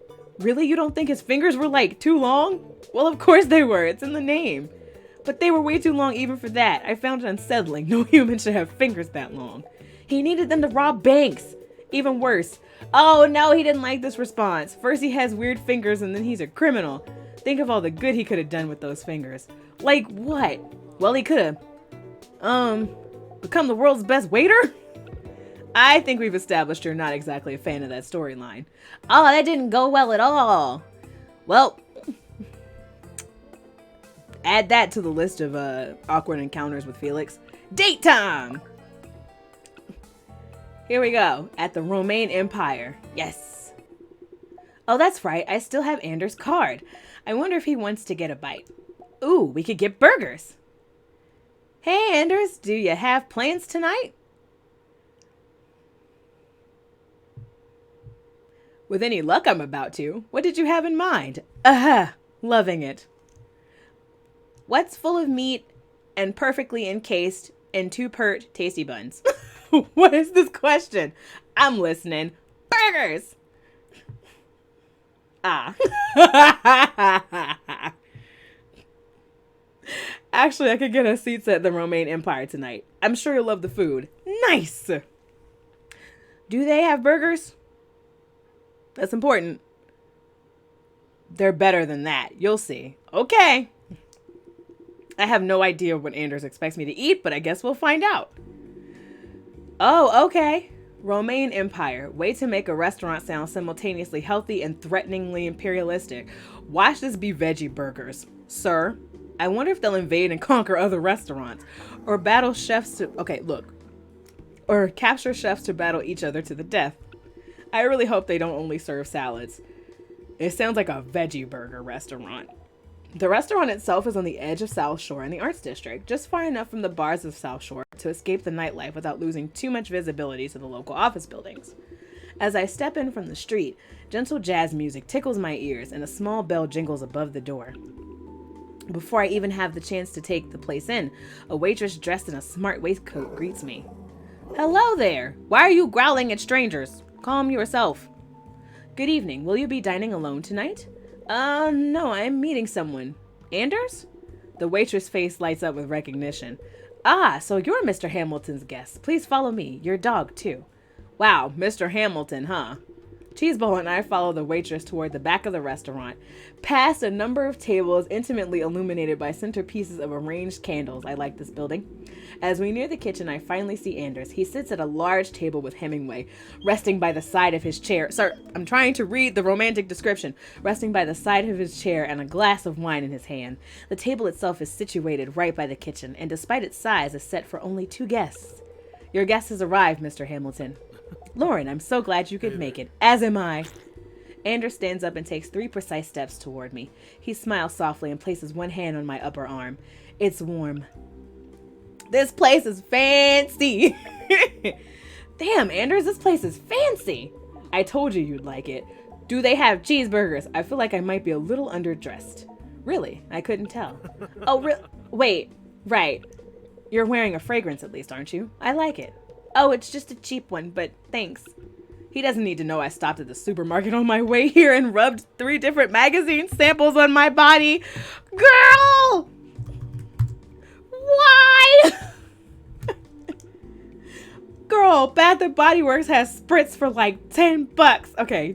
Anders gestures toward the only other set place at the table immediately next to where he'd been sitting. Okay. Our seats face into the kitchen, giving me a clear view to the various chefs hard at work. By the window, I can see a wizened woman carefully plating a dish I wouldn't be able to begin describing as food. Do you know what you'd care to drink tonight? Do you have mojitos? Okay, this seems more like a wine place. I recommend the wine pairings. I'll just go with that then. I can't even see a menu. The waitress nods and leaves Anders and I to ourselves. Well, and the dogs. This is the chef's table. So throughout the night, the chef will grace us with dishes of her choosing. Ah, and we may be so lucky as to hear about the food. Oh, that's nice. See, this man knows how to do a date. It's really the most authentic way to experience restaurant cuisine now. It's about so much more than just the process of putting food in your body. There's a story behind every piece. Are there burgers? Okay, fine. I don't get it. I'm not sure I follow. I'm just prattling on. No, I just really don't know about food. Well, I think of this sort of dining as much more of an experience than just eating. I asked for burgers. You aren't just giving orders, getting food and paying the market rate. There's more soul to it. Every dish we consume is much more than just the sum of its ingredients. There's a wealth of backstory both on the macro-cultural scale and the personal meaning to its chef. That's nice, but when I texted you, I asked for burgers. So sitting at the chef's table is a little more like dining in someone's home. They cook the dishes they choose directly for you, and in doing so, they share parts of their stories, lives, homes. It's just a more intimate way to dine. I guess I never thought of it that way. I just think a lot about food. So do I! Marry me! Okay. Oh, okay. Please do not leave this poop in the restaurant. Come on, come on, come on, come on, come on. Ooh, okay. After a short moment, the waitress returns with a near-empty glass of an almost clear liquid and 2 plates of well, to start tonight, we have a medley of herb gels with nasturtium leaf and a green tomato sorbet. Our wine pairing is a local dry Riesling with a bright citrus bouquet and notes of mild spice. Where's my cheeseburger? Enjoy your meal. What is this? I have no idea what this is. Oh God. Shut up. How do I even start to eat this? You're already overthinking it. Eat it however you'd like to. Everything on the plate is edible. It's not a cheeseburger. I'm upset with him. Even this leaf? Of course. It's nasturtium. I'm sorry. I'm butchering this. Nasturtium. It should be crisp and slightly peppery. Okay. Okay, that's pretty nice. Now try the nasturtium with some sorbet and one of the herb gels. Whoa. Is that a good sound? It tastes like spring. I'll take that as a yes. It only takes me a minute to clear my plate of the few dollops of gel and sorbet. I finish it off with 1 swig of wine, enough to drain the mostly dry glass. To my side, Anders gently pokes around the plate with his knife, occasionally bringing it to his mouth to taste each element. There's a tenderness to the way he moves, as if each microscopic movement is done with full consideration. Oh, the class! I love it. Okay. I catch myself staring a little as the corner of his mouth curls up around the tip of his knife. I can feel you staring. Oh, I'm sorry. You seem like you're enjoying yourself. I always do. You should try your wine if you haven't already. Sure. Drink it all in one gulp. Please don't judge me. She gave us like a squirt of it. Maybe. Next course, I'll show you how to taste wine if you like. You mean besides drinking it? Okay, look. My aunt was like, okay, you have to like swirl it and like slow sips and like appreciate it in the corners of your mouth. I was like, I don't have time for this. This is why I drink mojitos. Precisely.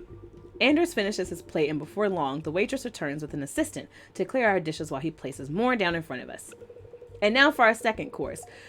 Ooh, ceviche! Okay, we have a scallop ceviche with pickled watermelon rinds, golden beetroot, and garden sorrel. You had me at ceviche. With this, we have a youthful Sauvignon Blanc sourced from a vineyard just 15 kilometers south of Rainbow Bay, exhibiting a natural, flinty minerality and an aroma of fresh blossoms. This is so bougie. Okay, you definitely made some of those words up. Shall I show you how to taste the wine then? All right, but don't expect much. I'm sure you're capable of much more than you give yourself credit. Okay, so we pick up the glass by the stem and we swirl it. This part I remember. The swirling puts more wine on the walls of the glass and helps it evaporate, so you smell more of its finer notes. Okay.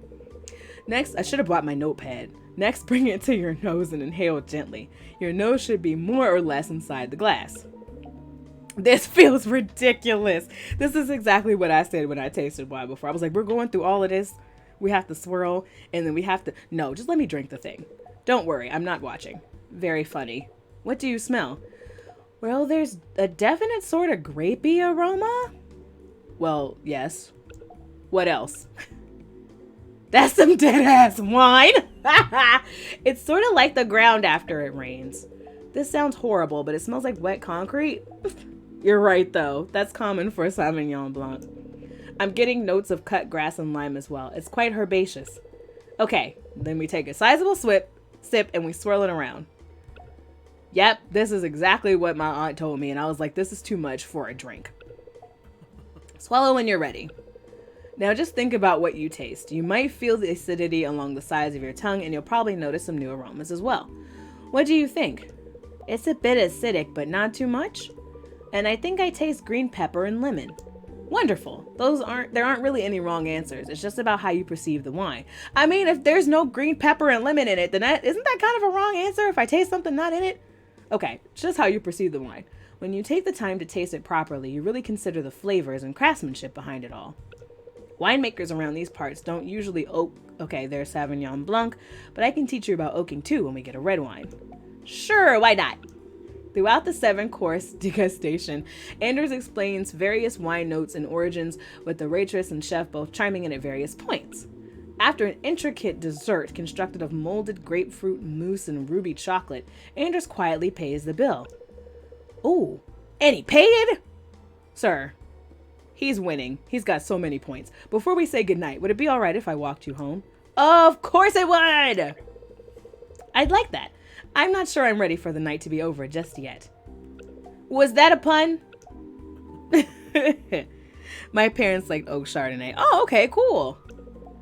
Because of the Roman Empire? Let's not dwell on it. Anders and I stepped onward into the night, sticking to the main streets of the Arts District. Are you sure it's all right walking me home? You don't live around here, do you? No, I have an apartment by the beach in South Shore. Fancy, but it's fine. I'll catch an Uber later. Thanks. Of course. You're not cold, are you? It's a little bit chilly. Would you like my scarf? Before I can really respond, Anders has removed his scarf and offers it to me with his free hand. Here, stand still. Oh, gentlemen! He places the scarf around my shoulders and ties it loosely by my collarbones. Wow, it suits you. Smart ass. Not falling for those anymore, huh? Nope. Actually, I wanted to ask, how much can you see? I can see enough to know that I'm very attracted to you. Oh, the low bar paying for a date. Okay, look. There are lots of dissenting opinions about this. Personally, I am of the belief that if it is a first date, I fully expect to split the bill. I don't expect you to pay for anything. You barely know me. We've just gone out for the first time. So that's just my personal opinion. So I was very surprised that this is our first date and dude paid for it. Alrighty, here we go. So does that mean I can do much the same thing as anyone else? Certain things I can do better than most, in fact. Or so I've been told. Ooh. What? Girl, like what? Don't ask questions! Why don't I show you? Oh no! Anders is immediately next to me now. We stop below a streetlight and his callous fingertips find the curve of my jaw. He tilts my head toward him gently. He takes one more step, closing the distance between us. His lips part just inches from mine and his breath is warm, heavy. He hesitates, as if asking permission. Wordlessly, I push forward, pressing my lips against his. He takes the hint pretty quickly, and before long his fingers are curled in the hair on the back of my head, while mine fall to the small of his back. He took us to a bougie restaurant of his own choice that probably cost an arm and a leg. He can afford it. We can't. Starting an Among Us pub. Wish me luck collecting a good lobby. Good luck. And I hope you win. Whether that means you're the imposter or you have to discover the imposter. I hope you win. My eyes are closed, but I can feel him smiling softly into the kiss. Is something funny? Anders chuckles softly, burying his face against my cheek before twisting his voice to mimic my own. There's a definite sort of grapey aroma. You said no judging. No judging. You taste like wine is all. Oh, right. We should probably get you home. Actually, this is my apartment. Thanks for a great night. This is the first date, sir. Thanks for a great night, Anders. Of course. And to you, too. I'd like to do this again sometime. You have my number. Good night, Lauren. I walk Cheeseball back up to my apartment and settle in for a quiet night. Can't wait to hear from Anders again. Aww. That was great. We had a wonderful, refined date. But yeah, it's true. Since he did take us to this bougie restaurant, he can pay for it. Because I wanted a cheeseburger. And he said, nah, here, have these herbs on a plate. Me, cheeseburger? No, we're not going to get one? Okay. So, sociability is what we need to work on. So everything I'm gonna do is gonna have sociability attached to it. So we'll do sociability and manners. We'll do sociability and trust. We'll do sociability and fitness. Is there a sociability and smarts? We got that. Cool. So we got sociability in every other aspect in, and then what's something we can do in general? Let's do something that's got smarts. Is there something that's got smarts and fitness? I don't think so. Nope. Okay. So let's do. Right. We did not hash cheeseburger. I was very disappointed. Oh yeah, and we are overdue for an Among Us and Fall Guys session. Let's see. We'll do the energy and smarts thing. Let's run the week. Hi, new viewers. We are playing Best Friend Forever. We just had a lovely date with Anders in which we had a plate full of rabbit food. I got no cheeseburger, but it was totally okay. He was very much a gentleman. So, oh God, within 5 minutes, Cheeseball was in a butt sniffing circle. What have I told you about this? All right. Okay, so our sociability is going up a lot. Nice. That's what I wanted. Cool. So we'll be at level 4. I'd like to be at least level 6 in sociability by the time we go to our next appointment. And as usual, you are mad hungry. So let's go ahead. I thought I was keeping the meter for food up enough, but it doesn't look like I am. Balancing these stats is hard, but I suppose that's probably like in real life when you're trying to, Okay, I'm feeding you twice. Yes, get over it. Okay. She's a dog. It's in her nature. Okay, so hygiene is gross. So you know what? We are about to do some hygiene stuff. What's our hygiene thing that we can do? Brushing your teeth. How do I do this? There we go. Nice. Okay. She's still quite dirty, but it's fine. We'll fix that next week.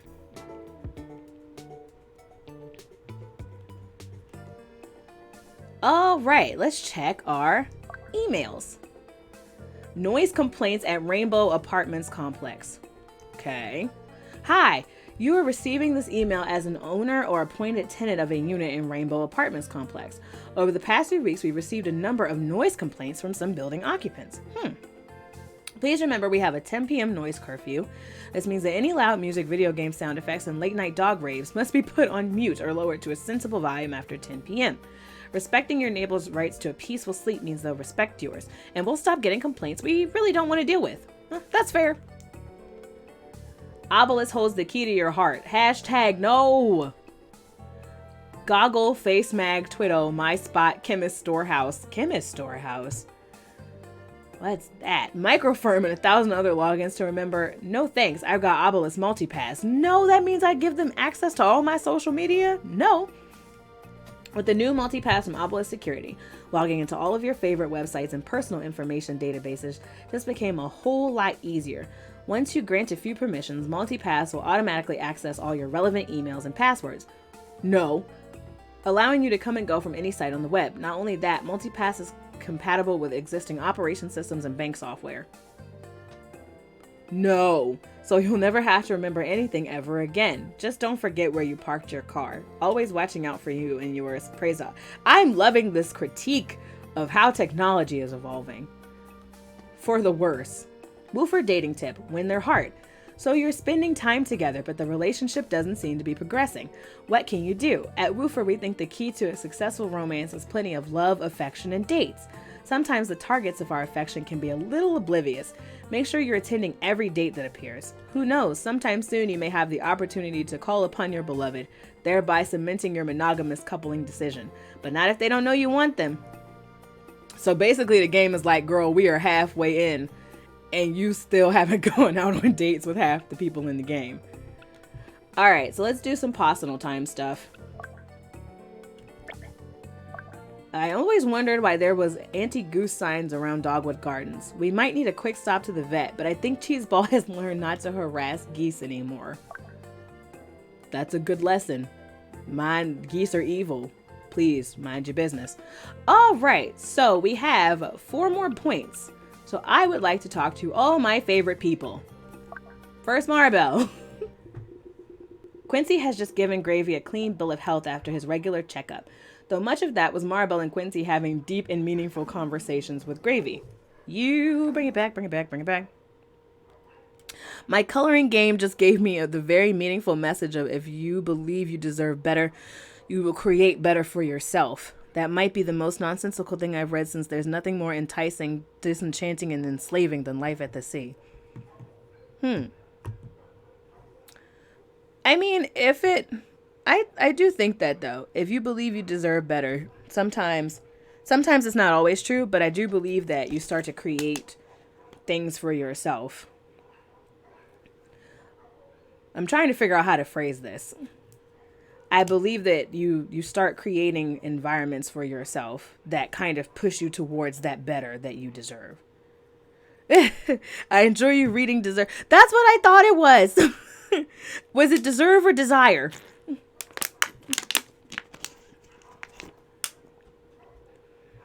Okay. Wow. And that's why Gravy would make a better head of state than any current candidate.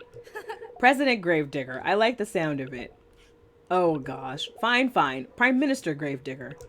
First order of business, a 10% increase in treats for good doggo. Oh, they wrote Desru? Oh, okay. First order of business, a 10% increase in treats for good doggos, and a promise to increase walks to meet national standards over 2 years. Yeah, I was like, was it deserve or desire? Prime Minister, the park's lobby is demanding more plastic tunnels. Secretary, bring me my emergency bone. Okay, demand more padding. If Gravy holds power, I vote we make some laws about getting more pats for fluffy friends. I'm trying to do the thing. What? Seconded. Patting dogs lowers your stress levels. Well, I know that's true. Gravy has helped me through some tough days. Everyone could use a good pat. If we're talking about humans, that's a whole different set of potential benefits. This woman!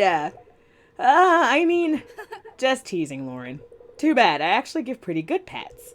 Don't make claims like that if you're not going to back them up. My health could be at stake here. Maybe you could demonstrate those so-called skills for me sometime. Oh! Can we not do this in front of Quincy?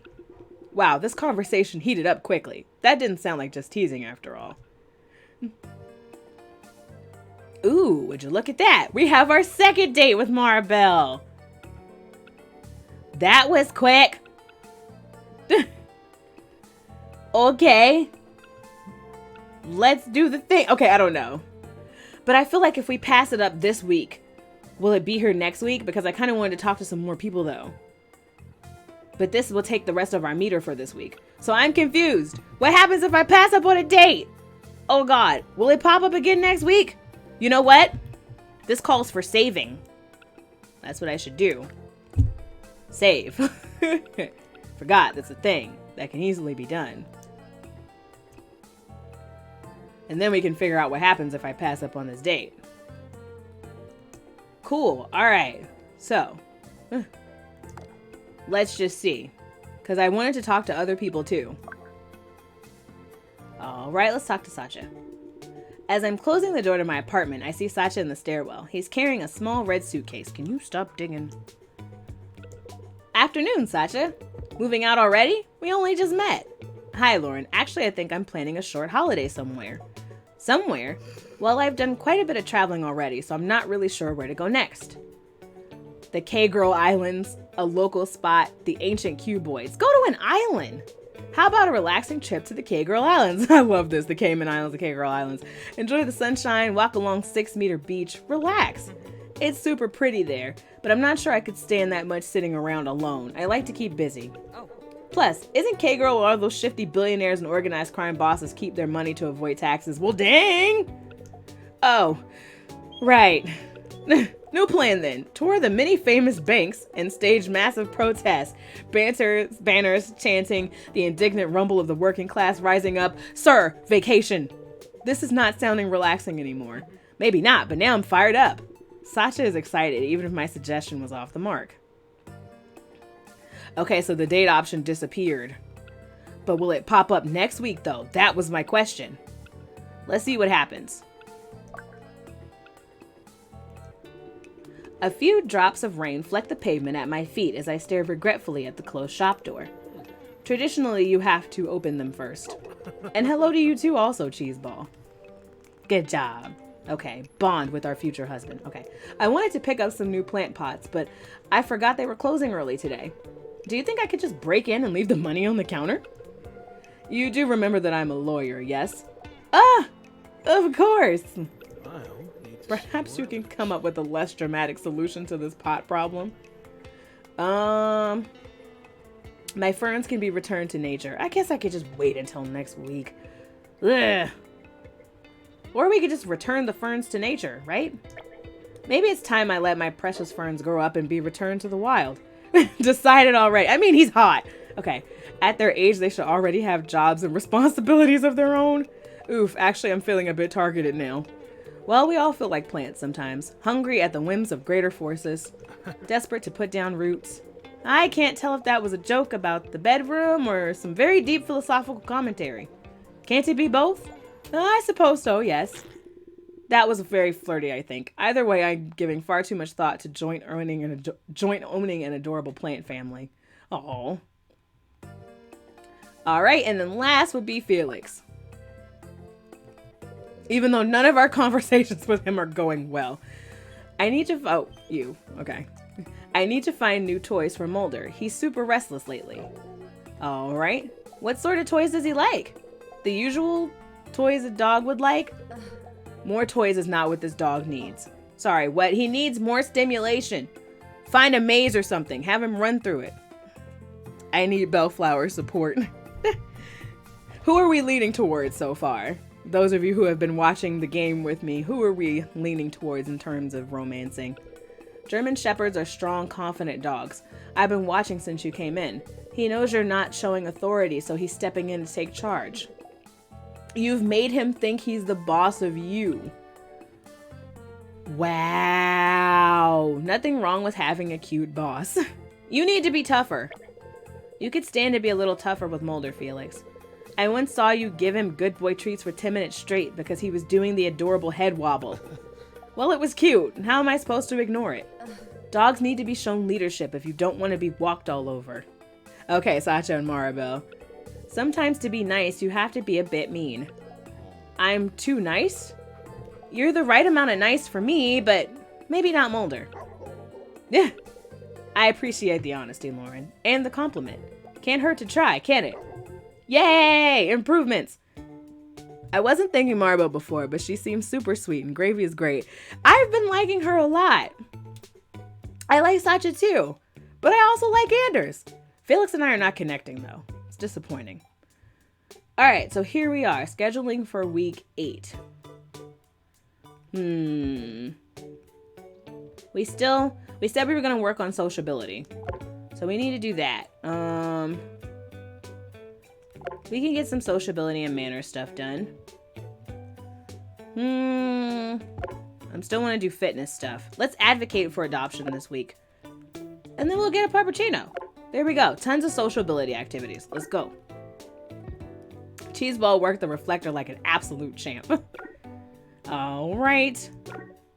Yay, we're at level 4 with sociability. Nice. Cool. All right, so we're at level 4 with sociability. Maribel is my fave. Okay, so that's 2 points toward Maribel.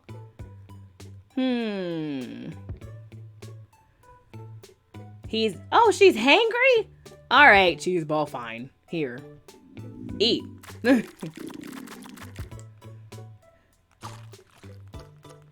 Okay.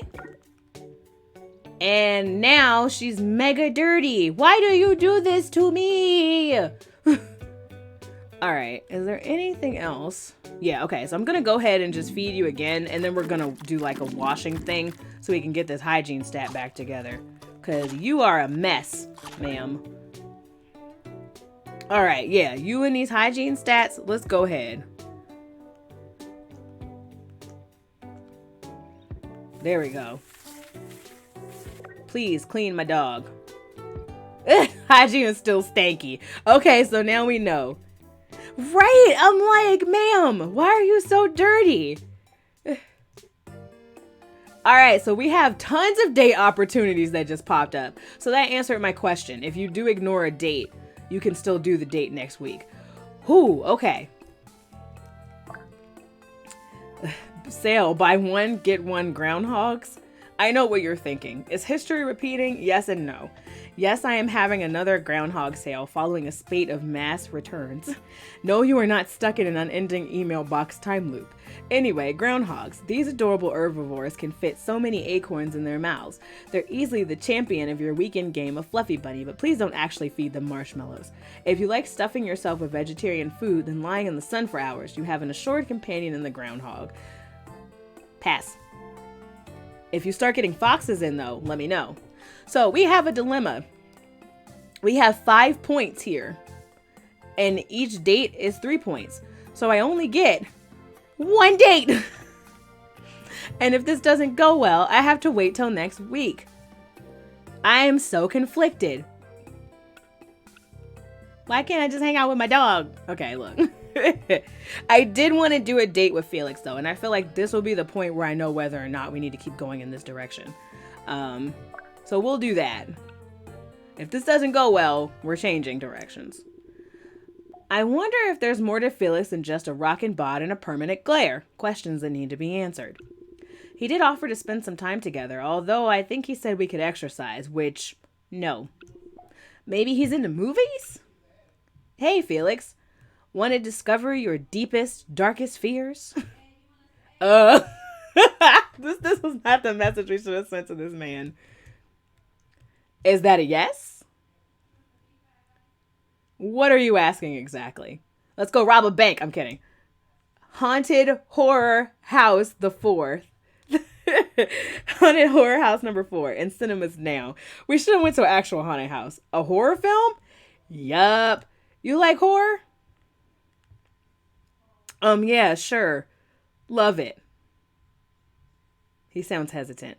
I just wonder if maybe we should see something a little more calm. What's the occasion anyway? Oh, I thought this could be like a date? Oh. Dummy. Sounds good. Let's do 4 p.m. Well, that was quick. Interesting uptake of caps lock, but it sounds like I've got a date.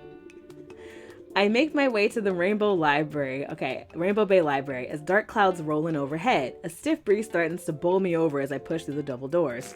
Read, he does not love it. Exactly. Translation. Horror movie? Feels like there's a storm brewing, huh, Cheeseball? Oh, right. We should probably be quiet in the library unless we want to start this date off on the wrong foot.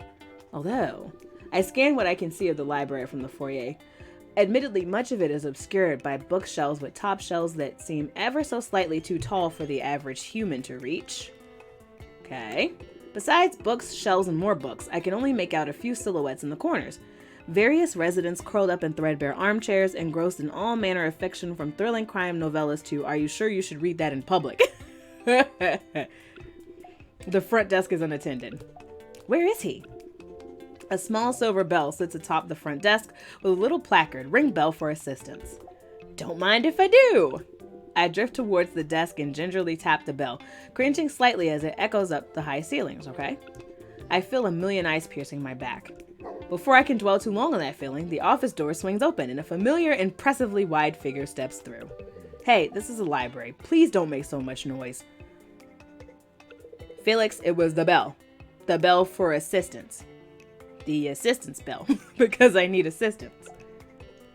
Oh, the movie. I'm so sorry. I got distracted.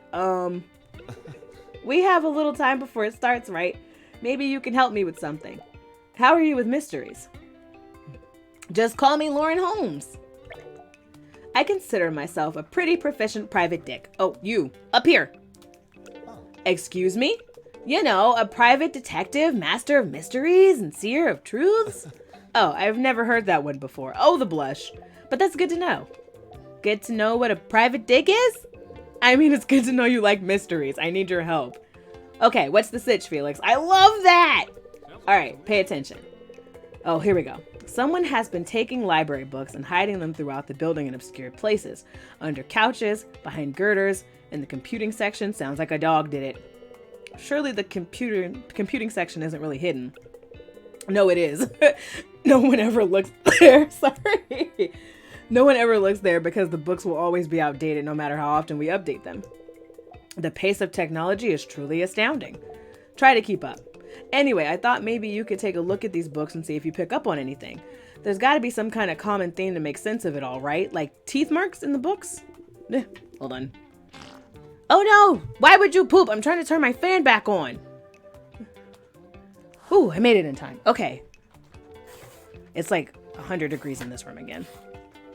Felix ducks back into his office quickly, then wheels out a trolley with about 10 different books on it. These have all been collected over the past few weeks, but my boss really wants me to get to the bottom of it. It's messing up our inventory. So have a look, see what you think. And I'll try to make it worth your time later. I step toward the trolley and scan the spines of various books. There's a range of genres, okay? We got a romance novel, post-apocalyptic young adult books, a few high fantasy classics, and a popular thriller. Maybe I'll take a look at the YA novels! There's a number of very similar looking young adult novels here. On closer inspection, they're all from the same series. I gloss over the series synopsis of one of the book covers, okay? Apocalypse Hoomps tells the tale of Elizabetha Ravensooth, orphaned at a young age in a world-ending natural disaster. But did the world really end? Follow Elizabetha as she unlocks the truth about her past and works through her feelings for Oxford, her childhood best friend, and Asmodeus, the devilishly handsome stranger with a mysterious secret. I can't help but feel like I've read this book before. Okay. Just as I'm about to put the book down, I notice a small flash of color on its upper edge. What's this? Hey, new viewers, we are currently playing Best Friend Forever, and Felix has asked me to solve a question with these books. Okay. I grab a hold of what seems to be a small bit of colorful fabric. It's thin like a handkerchief and torn into a 1 centimeter wide stripe. A bookmark? I open the book to the page it kept, the start of a new chapter. Okay, so I'm wondering if it's somebody who doesn't have a library card, is kind of just like reading books and then hiding them to make sure no one else checks them out. I open the book to the page it kept, the start of a new chapter. As quick skim reveals, Elandaria was about to sacrifice her younger sister for the good of her clan of apocalypse survivors. Wow! Wow, these young adult books get really heavy. Yeah, some lobby groups keep trying to get that series banned for its demonic references. Wait, what? Oh yeah, turns out one of her love interests is the devil or something. Huh, good for her. Anyway, I found this bookmark, so it seems like whoever hid it was maybe part of the way through. Ah, yeah, it's somebody who's reading something and they don't have a library card, so they're hiding the books. Felix pulls out a small paper bag and empties it onto the trolley. A number of strips of fabric fall out. These red ones here look like they're from the same cloth. Huh, And the green floral ones are in the fantasy books. What do you think the colors mean? Hard to say. If they correspond to different genres, that could be a clue. I have an idea. We need to do a stakeout. Oh, like one of those buddy cop movies. Yes, but this is more serious than that. Yes, of course it is. Fun killer. Let's start by looking for more clues. Our freshest clue seems like it's from the young adult section. All right, lead the way. Felix leads me through the shelves towards the back of the building. The young adult section is empty at the moment, but he moves slowly, crouching slightly. He reaches the end of an aisle and looks back at me, his brow furrowed and serious. He puts a finger to his lips. I glare back at him and raise my shoulders as if to say, "This is the library. I'm already being quiet." Felix doesn't acknowledge my reaction, but instead makes some obscure hand symbols that I can only assume to mean to follow him, so I do. By the time I've caught up to him, Felix is on his knees with his back arched, his upper body pressed to the carpet and his head on its side. Shh, this is a stealth mission. Okay, but you made more noise telling me to be quiet than I even made to begin with. There's something here. Felix reaches beneath the bookshelf he'd been looking under and pulls out another book. It's another entry in the Apocalypse Hoomps series. Oh, yep, there we go. So we flick through the pages and the book falls naturally open to a page with a familiar strip of red fabric. With a sage-like nod, Felix closes the book and slides it back under the bookshelf. So why is somebody like reading all these books halfway? He then climbs to his feet and silently leads me away from the aisle. Still, when he talks, he adopts a rasping whisper.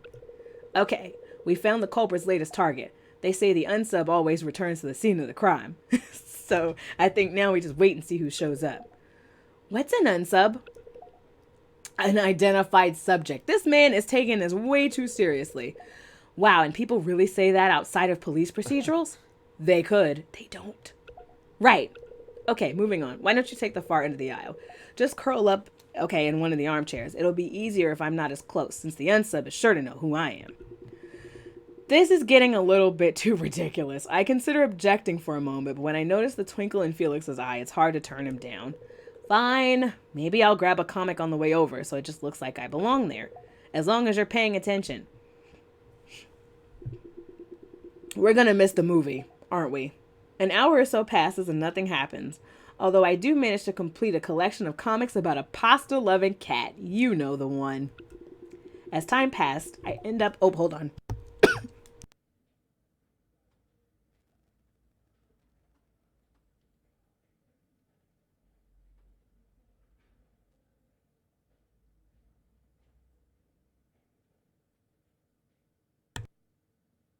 Okay, it was like my throat dried up instantly. I was like, why did that just happen? I thought they invented unsub for criminal minds. As the time, I've never heard that term before. So I learned something new. As time passed, like I've never even heard that used. As many true crime things that I watch, I've never heard that used. As time passed, I ended words. As time passed, I ended up sitting on the floor and Cheeseball took my place on the armchair. Seems like she's fast asleep now. This is taking a lot longer than I expected. We're missing the movie. And I'm not even spending time with Felix. I think it's time to call it quits. Ooh. Just as I start to climb up off the floor, I noticed another floor-bound individual reaching beneath the bookshelf in question. It's go time! I nudged Cheeseball awake, gesturing for her to bark and signal the situation to Felix. Then I move. Excuse me. I throw myself down the aisle with all my non-athletic grace. Criminal Minds uses it, and that's the only show I know of that does. Ah, okay. But not fast enough. The culprit leaves the book behind and bolts toward the library's front door. They're moving with such youthful speed that I can't get a good look at them. Cheeseball runs alongside me. I'm honestly impressed she hasn't run ahead and grabbed the culprit. I guess our training is making progress. Although it would be helpful if she did something more. Distracted by my feelings about Cheeseball, I lose track of the culprit. Ack! Where did they go? Cheeseball dashes towards another aisle and starts barking across the library. I hear Mulder returning the signal, shortly followed by the sound of someone hitting the floor. Oh no! The real organization uses a different word. Ah, okay. That sounds promising. I walk toward Cheeseball, following her out to the foyer where I find Felix on the ground once again. This time in a somewhat more confusing position. Felix is lying on his side, in the fetal position, with all four of his limbs wrapped around the legs of a scruffy-looking young man. The culprit stares down at Felix in shock, apparently just as confused by the turn of events as I am. What are you doing? Let me go. You can't run if I'm holding your legs. What is this citizen's arrest, sir? Why are you hiding our books? I close the distance between us and extend a hand to the young man. Up close, I realize he's more than just a little disheveled. His clothes are stained, torn, and worn in various places, and his hair looks as though it hasn't been cut in a long time. Hey, I'm Lauren. Hi, can I please go? Sorry, you're not in trouble or anything. Do you mind just telling us why you were reaching under that bookshelf? The young man frowns and clutches his arm defensively. I just saw a book there. A book you left there? Okay, yeah, I put the book there. Can you let go of me now? Yeah, this person is trying to, they're reading books and they don't want them to get checked out, so I think they're hiding them. You won't run? I won't run. Felix unfurls his well-built body and stands up. The grace of his movements and clear rippling of muscles beneath his shirt almost made me forget he just had his entire body wrapped around someone's legs to stop them from running. Why hide the books, huh? What did they do to you? What? They just didn't do anything. I just wanted to keep my place. I can't get a library card because I don't, have an address. I knew it. I was like, it's somebody who can't get a library card. Aww. The tension and intensity around Felix's face and body seem to wash away. His shoulders drop, his jaw loosens, and his brow unfurrows. Oh. Whoa. So is this something a lot of Rust sleepers do? The young man seems to grimace at the terminology, but nods nonetheless. Yeah. I never really thought about how that requirement could create barriers for a lot of people like yourself. I think I have an idea. Oh? I've heard of this in some major cities, but I never thought to do it here. We can set up a reservation shelf by the front desk. I'll give you a library card with the library itself as your address. Then you can reserve books on the shelf, keep your place, and you don't feel like you need to hide the books at all. And you can tell anyone else in the street community about this too. Everyone should get a chance to read and reserve our books. Oh, the wholesome! Good job, Felix. You're serious? 100%. The young man stares at Felix in a vague stupor, seemingly unsure how to feel. After a few seconds, his lips curl up ever so slightly and he nods. Thank you. Please, call me Felix. What's your name? I can register you for a card now. It's Eric. Cheeseball and I step aside as Felix organizes a library card for the young man Eric. Felix chats with Eric about the Apocalypse Hoomps series casually, revealing he knows a little more about it than you let on. Throughout the conversation, he seems much more sensitive than he'd previously shown, at least to me. There's a sincerity to the way he rubs the back of his neck as he tells a joke that's undeniably endearing. Once they're finished, Felix passes Eric his new card, as well as the unfinished books he collected throughout the library. Eric smiles once more and goes to search for a place to read. Aw, that was pretty cool of you. What? You know what? Not everyone is willing to make concessions for those less fortunate. Who knew you had such a soft side? Shut up. I'm not soft. Maybe not physically, but you're a big softie at heart. I know it. Lies! I think we missed our movie. Duh. Oh yeah, that ended about an hour ago. I am sorry. This didn't end up being much of a date, did it? It's okay. Something really good came out of this. I'm glad you think so. You were pretty helpful in solving this mystery. I don't suppose you'd want to help me with another one sometime? I'm working on something for my podcast. You have a podcast? Well, kind of. It's a work in progress. That's so cool. I wanted to study forensic science after high school, but I just ended up here. It didn't happen. But I'm working on a famous cold case. I'll tell you about it next time, maybe. Oh, cool. Sounds great. Sure, I'd love to hear about your project. Oh, I wasn't expecting you to be interested. Thanks. Of course. I want to hear about everything you're into. Wow, okay. We can work out a time or something later. You probably want to get home. I'm in no rush, but I'll head off anyway. See you next time, Felix. Well, that wasn't quite what I expected, but it was nice to see that side of Felix. Guess he's more than just a hot grump. Can't wait to see what we do together next. Oh, this is adorable. Yep, okay, so that wiped the other dates off the map. Dog time! Alright, Jade asked me to take class of 2020 photos for Paws Academy. Cheeseball was so polite to the other dogs and didn't even chase the Chihuahua. Mostly because it was the other way around. Alright. You know who we haven't hung out with? Robin. Let's do that. All the way off? They managed to reattach it afterwards, but it's a reminder that you should never drink heavy liquor while doing arts and crafts. Oh no, this sounds like a nightmare. Hi, new viewers. We're playing Best Friend Forever, and we are spending some time, well, we're having an encounter with Robin. Looks like Astrid is here too. Hi, Lauren. Robin and I were just swapping injury stories. Mine are about other people, of course, unlike the pro skater here. It's just part of the job. Not a great one, mind you. Anyway, you have to spill now, Lauren. What's the worst injury you've ever had? Oh, man. I have horror stories. Okay. Broke my arm on a bike, head stuck in a banister, stepped on a pineapple. My head stuck in a banister. That sounds like something I would do. I got my head stuck in the banister of my parents' stairs. What? How? Now we're talking. Embarrassing is so much better than painful. Please share your shame. In my defense, I was 10 at the time, but they did have to call the paramedics to free me.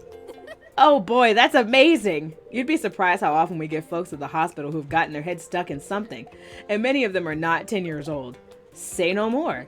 Say a lot more. That seemed to entertain everyone at the cost of my dignity. I remember sticking my head through the banister when I was little, but fortunately, I got my head stuck between the bars of my bed once. Oh no! I was gonna say, fortunately, it wasn't a disaster. I managed to succeed and get my head out of there without having to alert the authorities. All right, so let's continue on the track of getting Cheeseball's sociability up. Since that was the thing that we talked about. Once it gets to level 5, I'll kind of fall back and do some more stuff. But let's go ahead and do the sociability stuff and the manner stuff. Good job. That way we can get both of those up. And I do want to do more smart stuff with her too.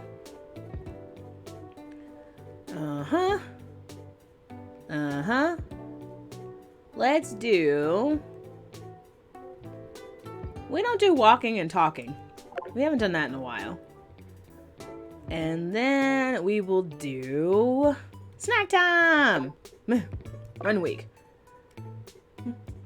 I got my head out, but it took like 20 minutes. Oh no, I'm like, oh, that sounds like it was probably the longest 20 minutes ever.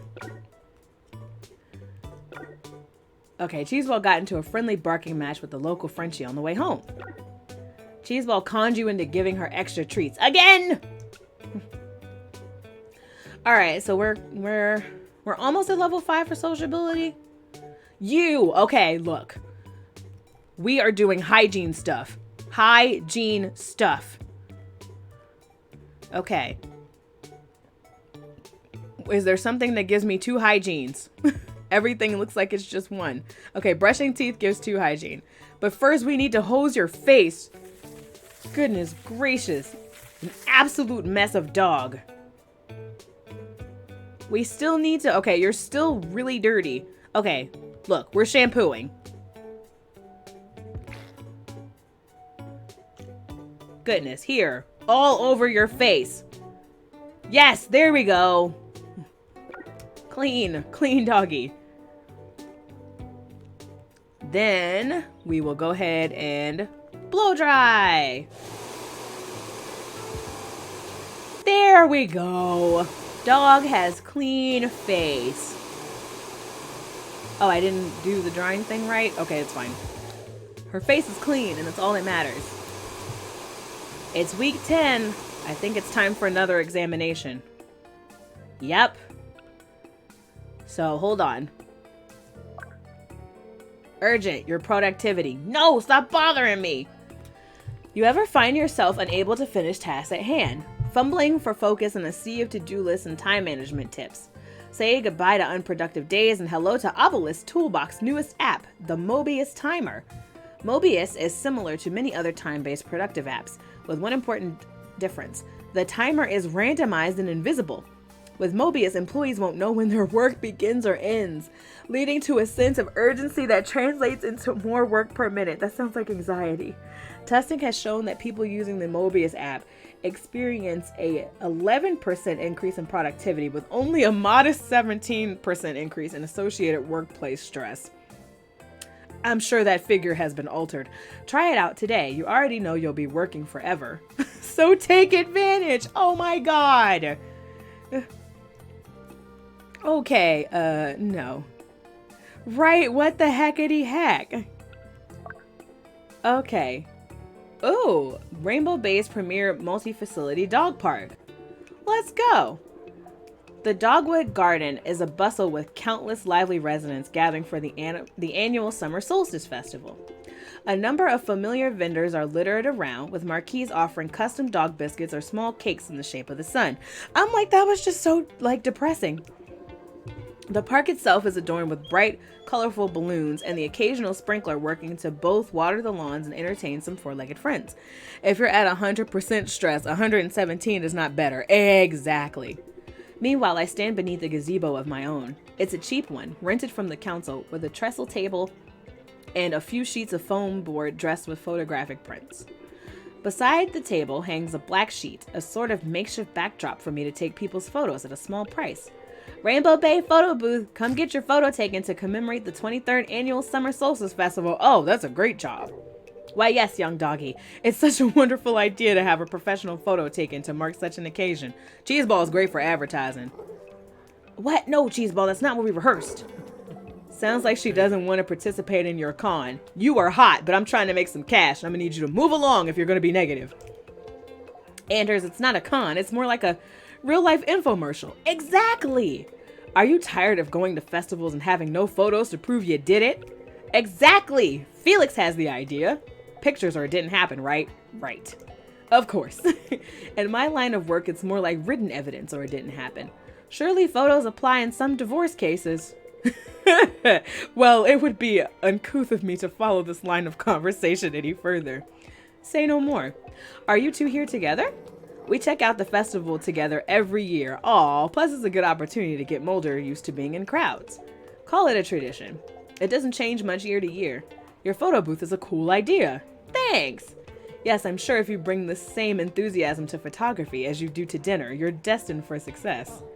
What? Thanks, Sanders. I'm doing my best. Damn, these are great photos. Maybe you could bring your camera next time we're, on a case. A case? Oh, okay. So there's now conflicts to dating everybody. Now we're exchanging date notes. I'm gonna need y'all to stop doing that. I'd love to try out crime scene photography. What exactly are you two up to? Well, I think Mulder wants to get amongst those sprinklers. We'll leave you to it. A pleasure as always. Well, I'll be around all day. Why don't you come by a bit later and we can all get a photo together? We'll be sure to swing by. Nice. Without further ceremony, Felix gives into Mulder tugging on his lead and makes his way toward the sprinklers. I suppose I should follow him in case he gets lost.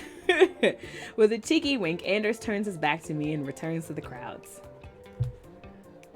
All right. The next hour passes without incident. The sun beats down, but it doesn't seem to scare people away. Okay, me, if it's too hot, I'm ready to go home. Okay, come on. I'm just wrapping a photo session with a man and his 3 chihuahuas when I hear a familiar voice approaching. Whoa, this is like a whole thing, huh? Hey, Lauren, wasn't expecting to see you here, let alone with a booth of your own. I gotta make some money somehow. This is super cool. Thank you. Hey, Sacha, Z, bringing Marshy out for a day in the sun? We're just checking out the festival, really. I managed to get a cute little collar for Marshy that makes it look like his face is the sun. Aww, seems fitting for the light of my life. Aww. I don't think I could ever convince Cheeseball to wear a novelty collar. Oh yeah, Marshy only lets us do it when he's feeling super lazy, which is about 90% of the time. Yep. Anyway, I just wanted to say hi. I might come by later and get a photo, but I think there's a line developing behind me. Wait, why don't we just get a photo now? Okay, cool. There are people waiting, and I spent all my cash on the collar. Well, bye, Lauren. See you later. See you later. I'll get cash out. All right. With Sacha and Z gone, I turn to focus the line of customers forming behind them. Welcome to, paparazzi snapshots. Snapped. Welcome to paparazzi snapshots. Clever. Oh, sorry. It's just us. Oh, no need to apologize. Well, we don't want to slow down your business, but also I wanted to say hello. How are you finding the festival? I want to steal her dog. She's so cute. Okay. If Quincy were here, he'd say I used a map. It's really busy this year. I guess all the publicity about the city has been working out. You have your friend Fox to thank for that, I believe. Yeah, but her ego doesn't need to hear it. The moment Astrid utters a bad word about Fox, I feel a chill shoot up my spine. She's not here, is she? No, I asked if she wanted to come and she said she had to nurse a family of groundhogs. So I'm the second choice. Well, dang. Well, it's fine. Well, I should probably get back to work. Why don't you swing by later? I think we're going to try and get a group photo. We'll see. Well, Jade is like, I don't know. I'm not y'all's friends. I'm here. I live here, and so I see y'all every once in a while. Jade and Astrid walk off to a cluster of marquees advertising natural healing and aromatherapies with Leica in tow. I spend the next couple of hours processing a surprising volume of customers. There's a huge mix of people and dogs alike. There's a purple-haired woman with a sprightly Pomeranian, a suspicious man with a wolf-like dog missing one eye. He's a pirate! Okay, and at some point an unattended bloodhound and a duck step up. Eventually I find a small lull and take a seat on the ground next to the trestle table. Huh? What's up, Cheeseball? I follow Cheeseball's eyes to see a friendly face bounding toward us. Hello! The two dogs stand only a meter apart, barking at each other excitedly. Missile? Immediately, Missile calms down and returns to Robin's side. Sorry, I think Missile saw Cheeseball across the park and couldn't resist saying hello. Oh, best doggy friends. I think Cheeseball was feeling chatty anyway. How are you finding the festival? It's good fun. Although certain parties make that a challenge. Mom, what? They're selling sun-flavored popcorn. What? What the hell does the sun taste like? Okay, hi new viewers, we are playing Best Friend Forever, and we now have a revelation that Robin has kids. Based on, they look about the same height and the same age. I'm assuming they're fraternal twins? The guy said it was jalapeno and habanero? Wow. Can we get it? No. Robin is the standard mom. No, don't touch anything. Well, I guess the cat's out of the bag, or the rat bags are out of the larger bag of rat bags. Lauren, these are my kids, Isla and Finn. Their dad and I are separated, but I get to play chaperone today. Whoa, wait, you've got kids? For better or for worse. Not a fan? No, I love them, but I also enjoy peace and quiet. There's a Feyblade stand! Case in point. Now then, kids, how about we play Find the Coffee Stall, and whoever wins gets a Feyblade of their choosing. Alright, I'm gonna win. Hey, before you leave the festival, you should swing by my booth again. I'm trying to get everyone together for a group photo. Sounds lovely. See you then. Robin turns away to follow her children further into the park. Missile trails behind her, but not without stopping to stare back at Cheeseball briefly. Maybe they need a play date. Aww.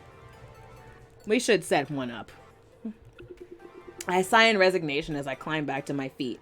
Can't be seen slacking for too long. As I turn my back, I hear yet another familiar voice. Maribel! I turn around and lo and behold, Maribel is approaching with Gravedigger peering out of her backpack. Quincy trails slightly behind. Wow, the whole town has come out today, huh? What was that? Oh, nothing. Did you just arrive, Maribel? I had to run out to the site urgently. Love to put out fires, especially literal ones. Wait, what? But enough about me. What's this, a cute little photo booth? Oh yeah, well, I came here to pursue photography, and I figured this was a great way to get my name out there. I love it. Yes, of course. Oh my god, I have to get 1,000,000 photos of Gravy. Do you have props? Can I get one of her in a little bulldozer? Oh my god, please tell me you have hats. Wouldn't she look so cute in a little beret? I think there's a bread stand. I could go get a baguette, and she could be a little French Gravy, and I love her. Just give her a minute. She'll calm down. Oh, hey, Quincy. Hey. Hey to you too, mi amigo. Mon ami. Boku no tomodachi. Yeah. Those are other languages. I thought you'd been all over the world. Why on earth would you think that? 'Cause of my fake mugs. The mugs in your apartment? Oh, well. Oh, I totally got distracted. Saved by Maribel. Congratulations on the booth, Lauren. It looks fantastic, and I love your photos, too. Oh, yeah, great work. Oh, shucks. Hey, if you're not busy later, why don't we all go do karaoke? I love karaoke. Oh man, you should hear me sing Who Let the Cats Out. I go all out. Is that the one where you just meow in the microphone for 3 minutes? There are other words. I'm not sure I want to witness that. Don't let him ruin it. Come hang out. It'll be fun. Well, I have to keep working here for a while. I'll let you know once I'm done. Great. Anyway, we should probably make tracks before all the stalls start selling out. Good point. Usually that only happens after you visit them, Maribel. Hey, there's no judgment here. I have no idea what you mean. Wait, before you go, I think everyone else is turning up soon. I want to get a group photo. Of course. Sounds like fun. Think they'll be much longer? As if they planned it, the rest of my friends begin arriving one by one. Nope, not much longer at all. Looks like we made it just in time. Let's make this quick. Jana's like, I don't know, y'all. Yeah, the kids are just getting their faces painted, so I only have a moment. Take your time, Lauren. There's no rushing art. Am I too late?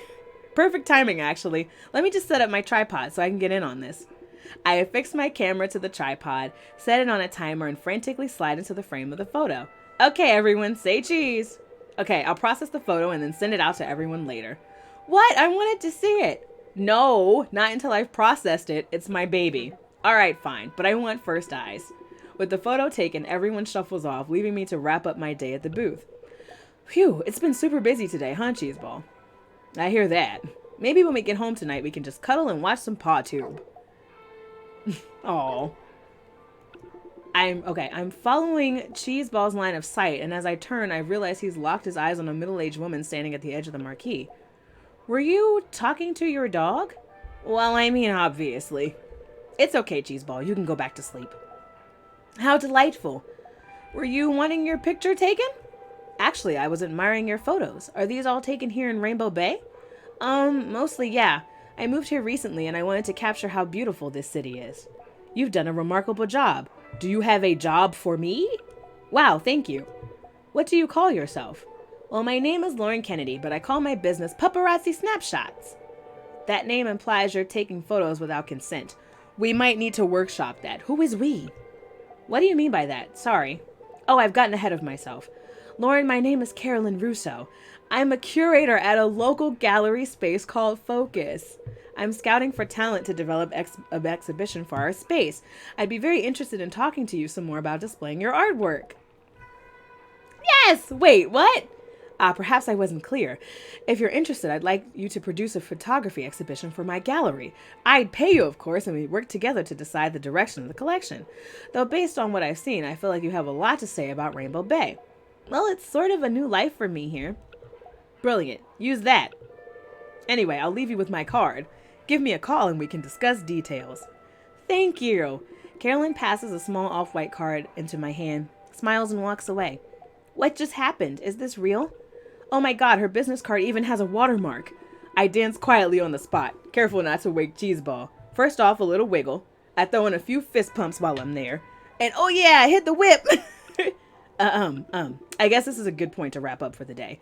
And on a high and all that. In fact, I think I want to share this news. Oh, what happened? Who should I spend the evening with? It feels like this might be my chance to become more serious with someone. Nobody, actually. Wow! I don't have any options? Honestly, it's been a long day. Besides, after all the events that brought me to Rainbow Bay, I'm not sure I'm ready to date seriously just yet. Stay single and focus on your relationship with Cheeseball? Wait a second! Is this because I've been making slow progress and I've been dating everybody and putting my eggs into several baskets instead of trying to pick one basket? Hold on. Wow! Okay. Wow! I shake the idea out of my head, lock my phone, and get ready to leave. Moving gently around Cheeseball, I start to pack up my things. This is a lot of stuff, but I think I can manage a walk back home. Besides, I can leave the table and gazebo here for the council. Wow! Confident in my load-bearing abilities, I hoist the bags onto my backpack, grab Cheeseball's leash, and shuffle onwards. Wow! For the first time since I moved to Rainbow Bay, the main road of the Arts District seems all but empty. I can hear the gentle rustling of leaves in the coastal breeze. A lone bird flies away from his perch. That's weird. I guess everyone's either at the festival or home already. I continue up the road, Cheeseball dragging behind me slightly with her tired little legs. As I near an intersection, the lowering sun reflects off something by my feet. Oh, a penny! In today's cashless society, how novel.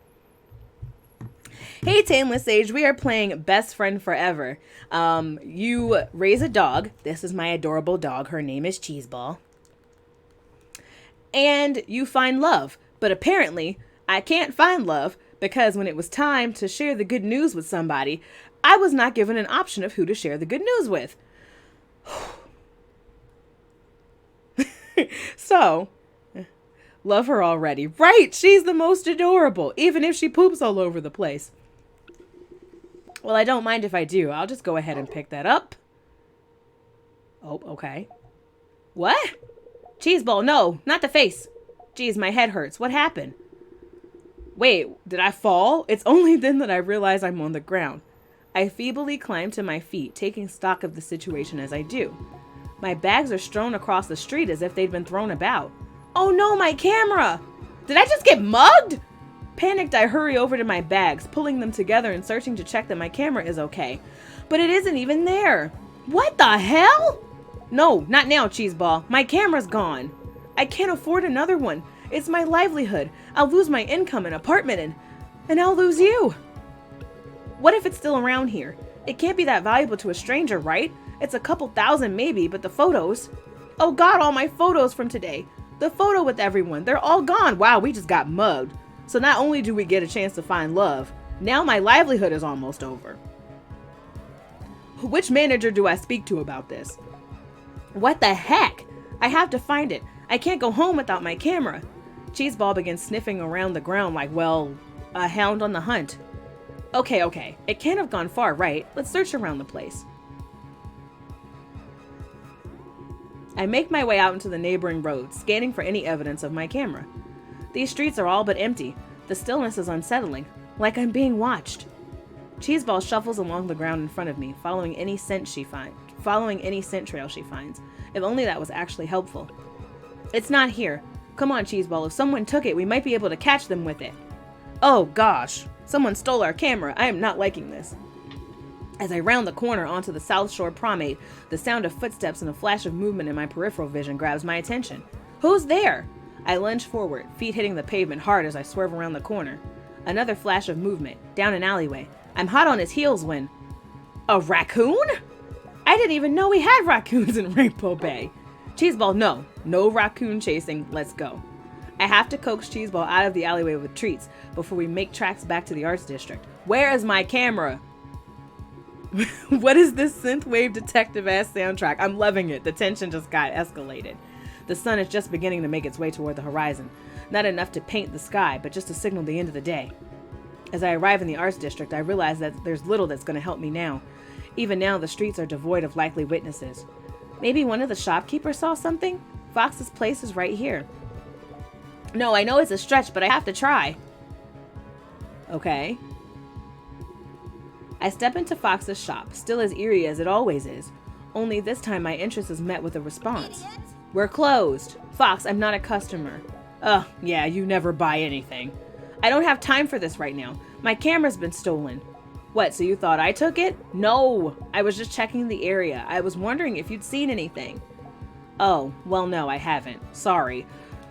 Why are you here? Okay, please, anything. I've searched all over town. Maybe you saw someone fleeing the Arts District? The windows are all blacked up here. I don't exactly get street side views. Oh, I'm sorry your camera's gone missing, but if you searched all over town, then it might be gone by now. I know it's rough, but maybe try checking back at the park? You might have just dropped it. I'm sure it'll turn up. I was mugged! I think Fox might actually be trying to be nice. You might be right. I guess I just went on autopilot. Like if I stopped moving, then the camera would get away from me. I mean, it sounds like that ship has sailed. Not funny, Fox. Sorry. Good luck, Lauren. With that, I hastily make tracks back to the park. Where's my camera? Dude! Hi, new viewers. We're playing Best Friends Forever, and I'm pretty sure I just got mugged. My camera is gone. The photos are gone. By the time I get back to the Dogwood Gardens, the festival is all but packed up. I drag my feet to the remnants of my booth and scan the area. There's still no sign of the camera, and with the sky growing ever darker, I can't hang around much longer. Well, Cheeseball, I guess I give up. No, don't you be sad. If you're sad, then I'll get sad, and I don't want to be sad. I just want to be angry. How did I let this happen? Oh God, and how am I supposed to make an exhibition when I don't even have a camera? I didn't even think about that. I guess I can't deal with that right now. Let's go home. No. Everything was looking up for us, and then we got our camera stolen. I drag the rest of my belongings to the road and call in a Uber XL to take me back to the apartment. The Uber XL pulls up outside of my apartment. The driver stays in front while I unload my bags. Gee, thanks for the help. Defeated, I sit on the side of the road next to my pile of belongings. Can you bring all of this inside, Cheeseball? I just want to go to sleep. I stretch backwards, eventually lowering my back down to the sidewalk as my eyes close. Ah, that's good. Maybe I'll just sleep right here. We're gonna sleep outside? Ma'am! Lauren? What the hell are you doing? I'm being depressed. Why did it have to be you? Well, that's not very nice. You're not very nice, Fox. Thank you. What? That wasn't a compliment. Maybe not to you. And not from me either. Anyway, what are you doing? Lying on the sidewalk, waiting for the birds to pick my bones clean. Okay, she's like mega depressed. Well, you'll have to start decomposing a bit first. Crows like it a little fermented, you know? I think if they were human, they'd be super into kombucha. Please leave. Ugh, you are being so self-pitying. Leave! No. Okay, well, I'm just gonna pretend you aren't here. Perfect. I shut my eyes and try to block out the sound of Fox moving around me. Part of me wants to know what she's doing, but I'd rather let her prepare me for scaphism than ask. Scaphism? Words. After a while, I notice she's coming and going, and my curiosity gets the better of me. I open one eye. She's just standing there. Finished ignoring me? What were you doing? I took all your stuff inside for you. Aw, I just left it in your living room. What? Why are you being so nice to me? Because no one will ever believe you. What? Before I can say another word, Fox starts to walk away. Wait a minute. How the hell did you get into my apartment? Idiot. I'm your landlord. What?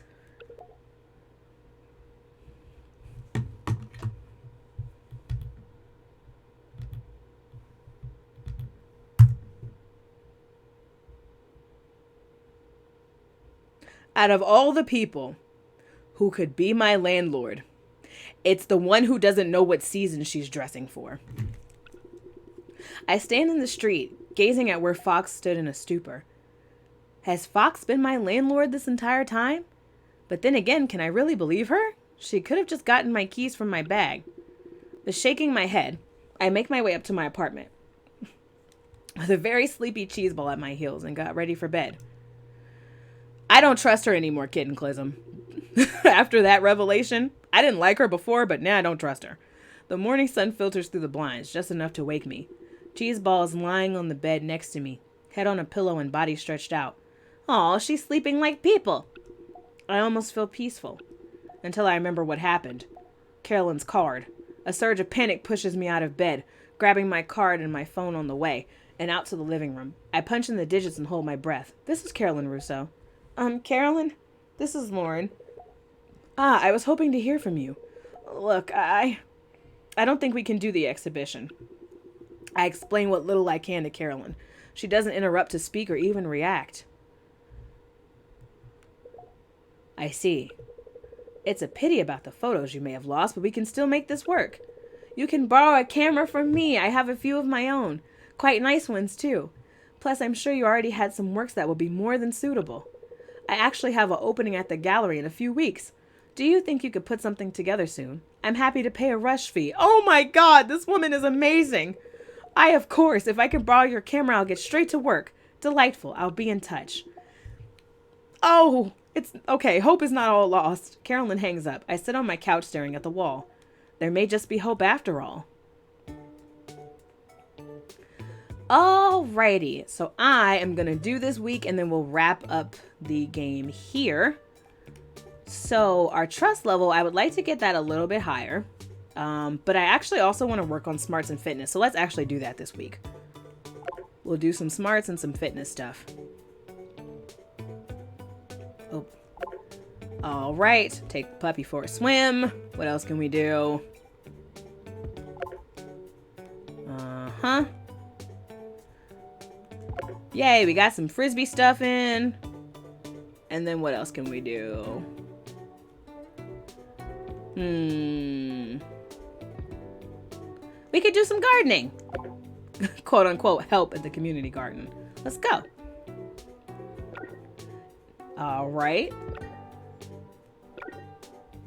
Cheeseball caught the frisbee but refused to give it back. No take, only throw. You quietly let Cheeseball bury some treats in the garden for later. You're sure no one will notice. All right, so hungry. As usual. We just got you to stop being messy from the last time I feeded you, ma'am. Now you're gonna eat and get super de-duper messy again. Why? Why is this a thing? Okay. So you're full, but gross. Alright, let's go ahead and...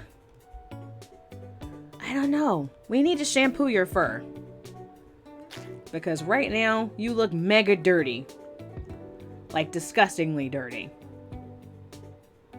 That did not help. Why is this a thing? Okay, never mind. So after the academy check-in, we'll stop. Okay, here we go. Let's check the training process. Okay. So we've gone up a level in manners. We've gone up a level, almost 2 levels in social.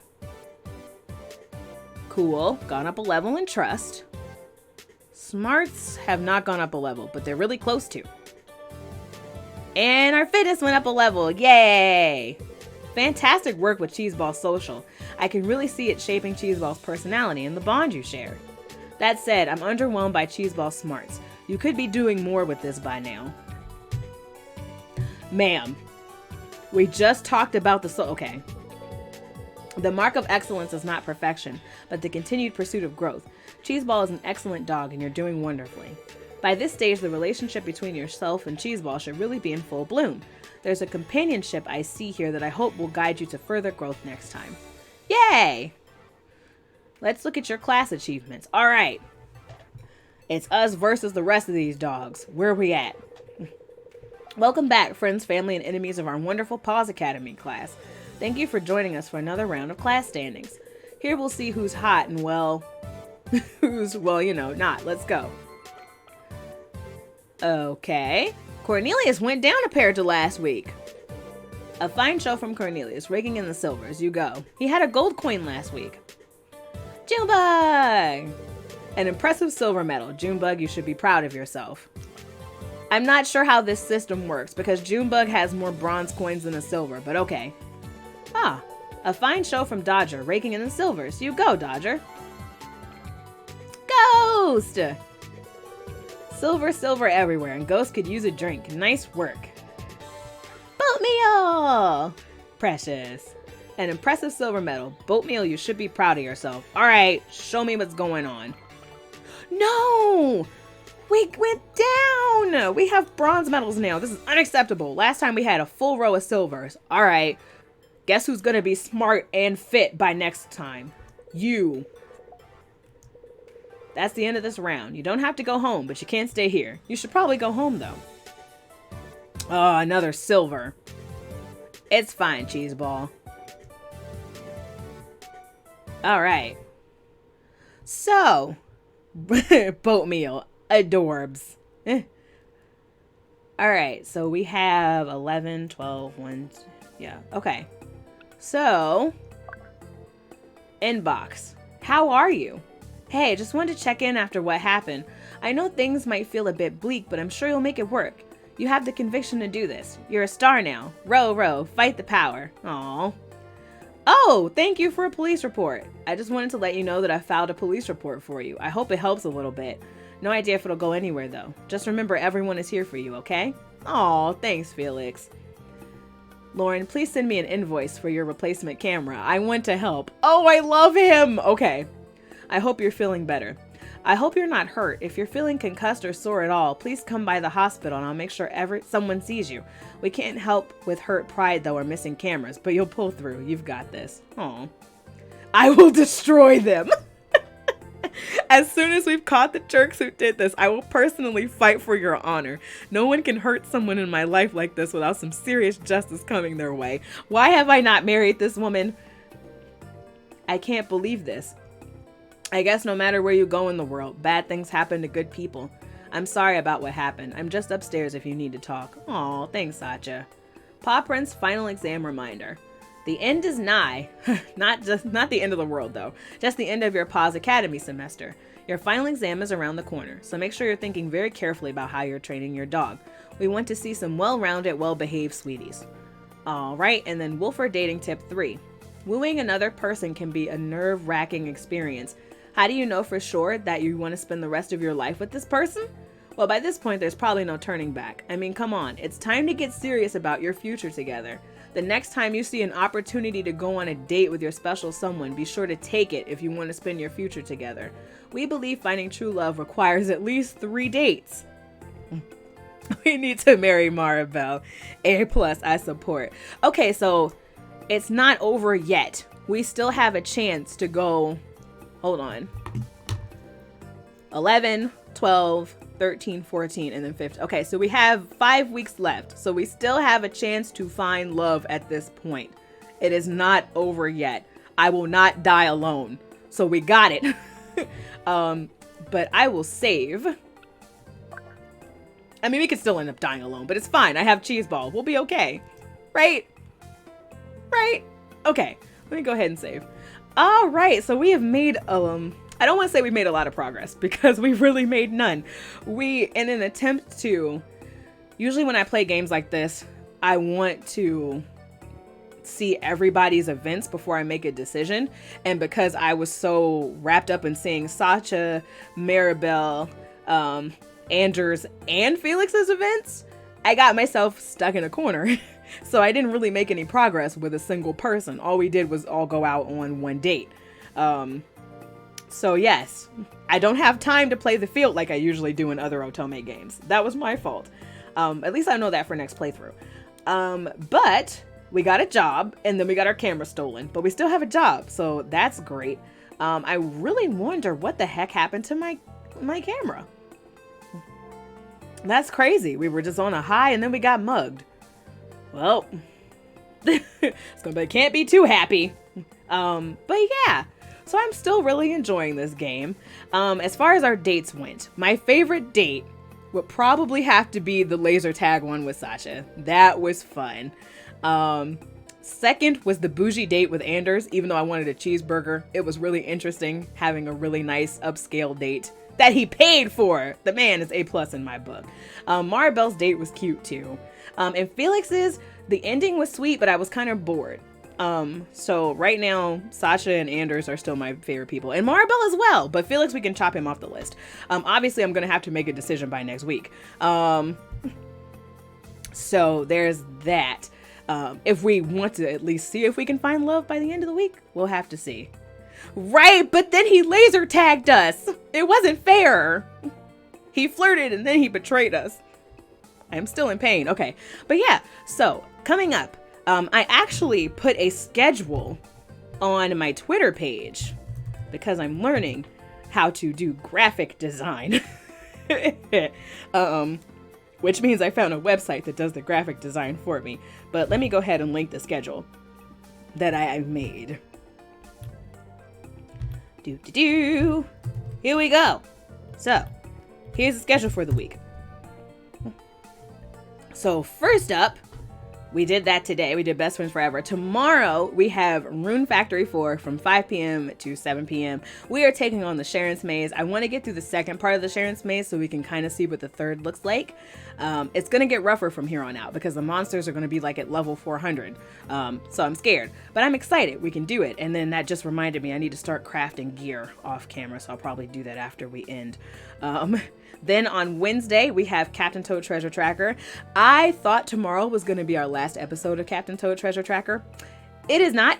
There's DLC, and DLC has a whole another episode of puzzles. So we'll probably be doing Captain Toad Treasure Tracker for at least another 2 random Wednesdays. So that's going to be at 2 p.m. to 4 p.m. EST will be Captain Toad Treasure Tracker. Then on Farming Friday, we have our double Farming Friday. It's Story of Seasons, Friends of Mineral Town from 2 p.m. to 4 p.m. EST. And then Summer and Mara from 5 p.m. to 7 p.m. EST. I don't know if we'll be able to wrap up Summer and Mara on Friday. We should be able to wrap it up within either this week or next week. Because the way I'm seeing how all the quests are going, almost everyone's quests are 100% completed. So I think we're nearing the end of the story. So that's it for me. Thank you all so much for joining me. If you guys liked the stream, please be sure to follow me so that you guys can see more awesome content. I would really appreciate that. Be happy, be healthy, and I will see you all. What is today? Oh God, my brain. I will see you all tomorrow. And if not, I am so glad I got to see you today. Bye!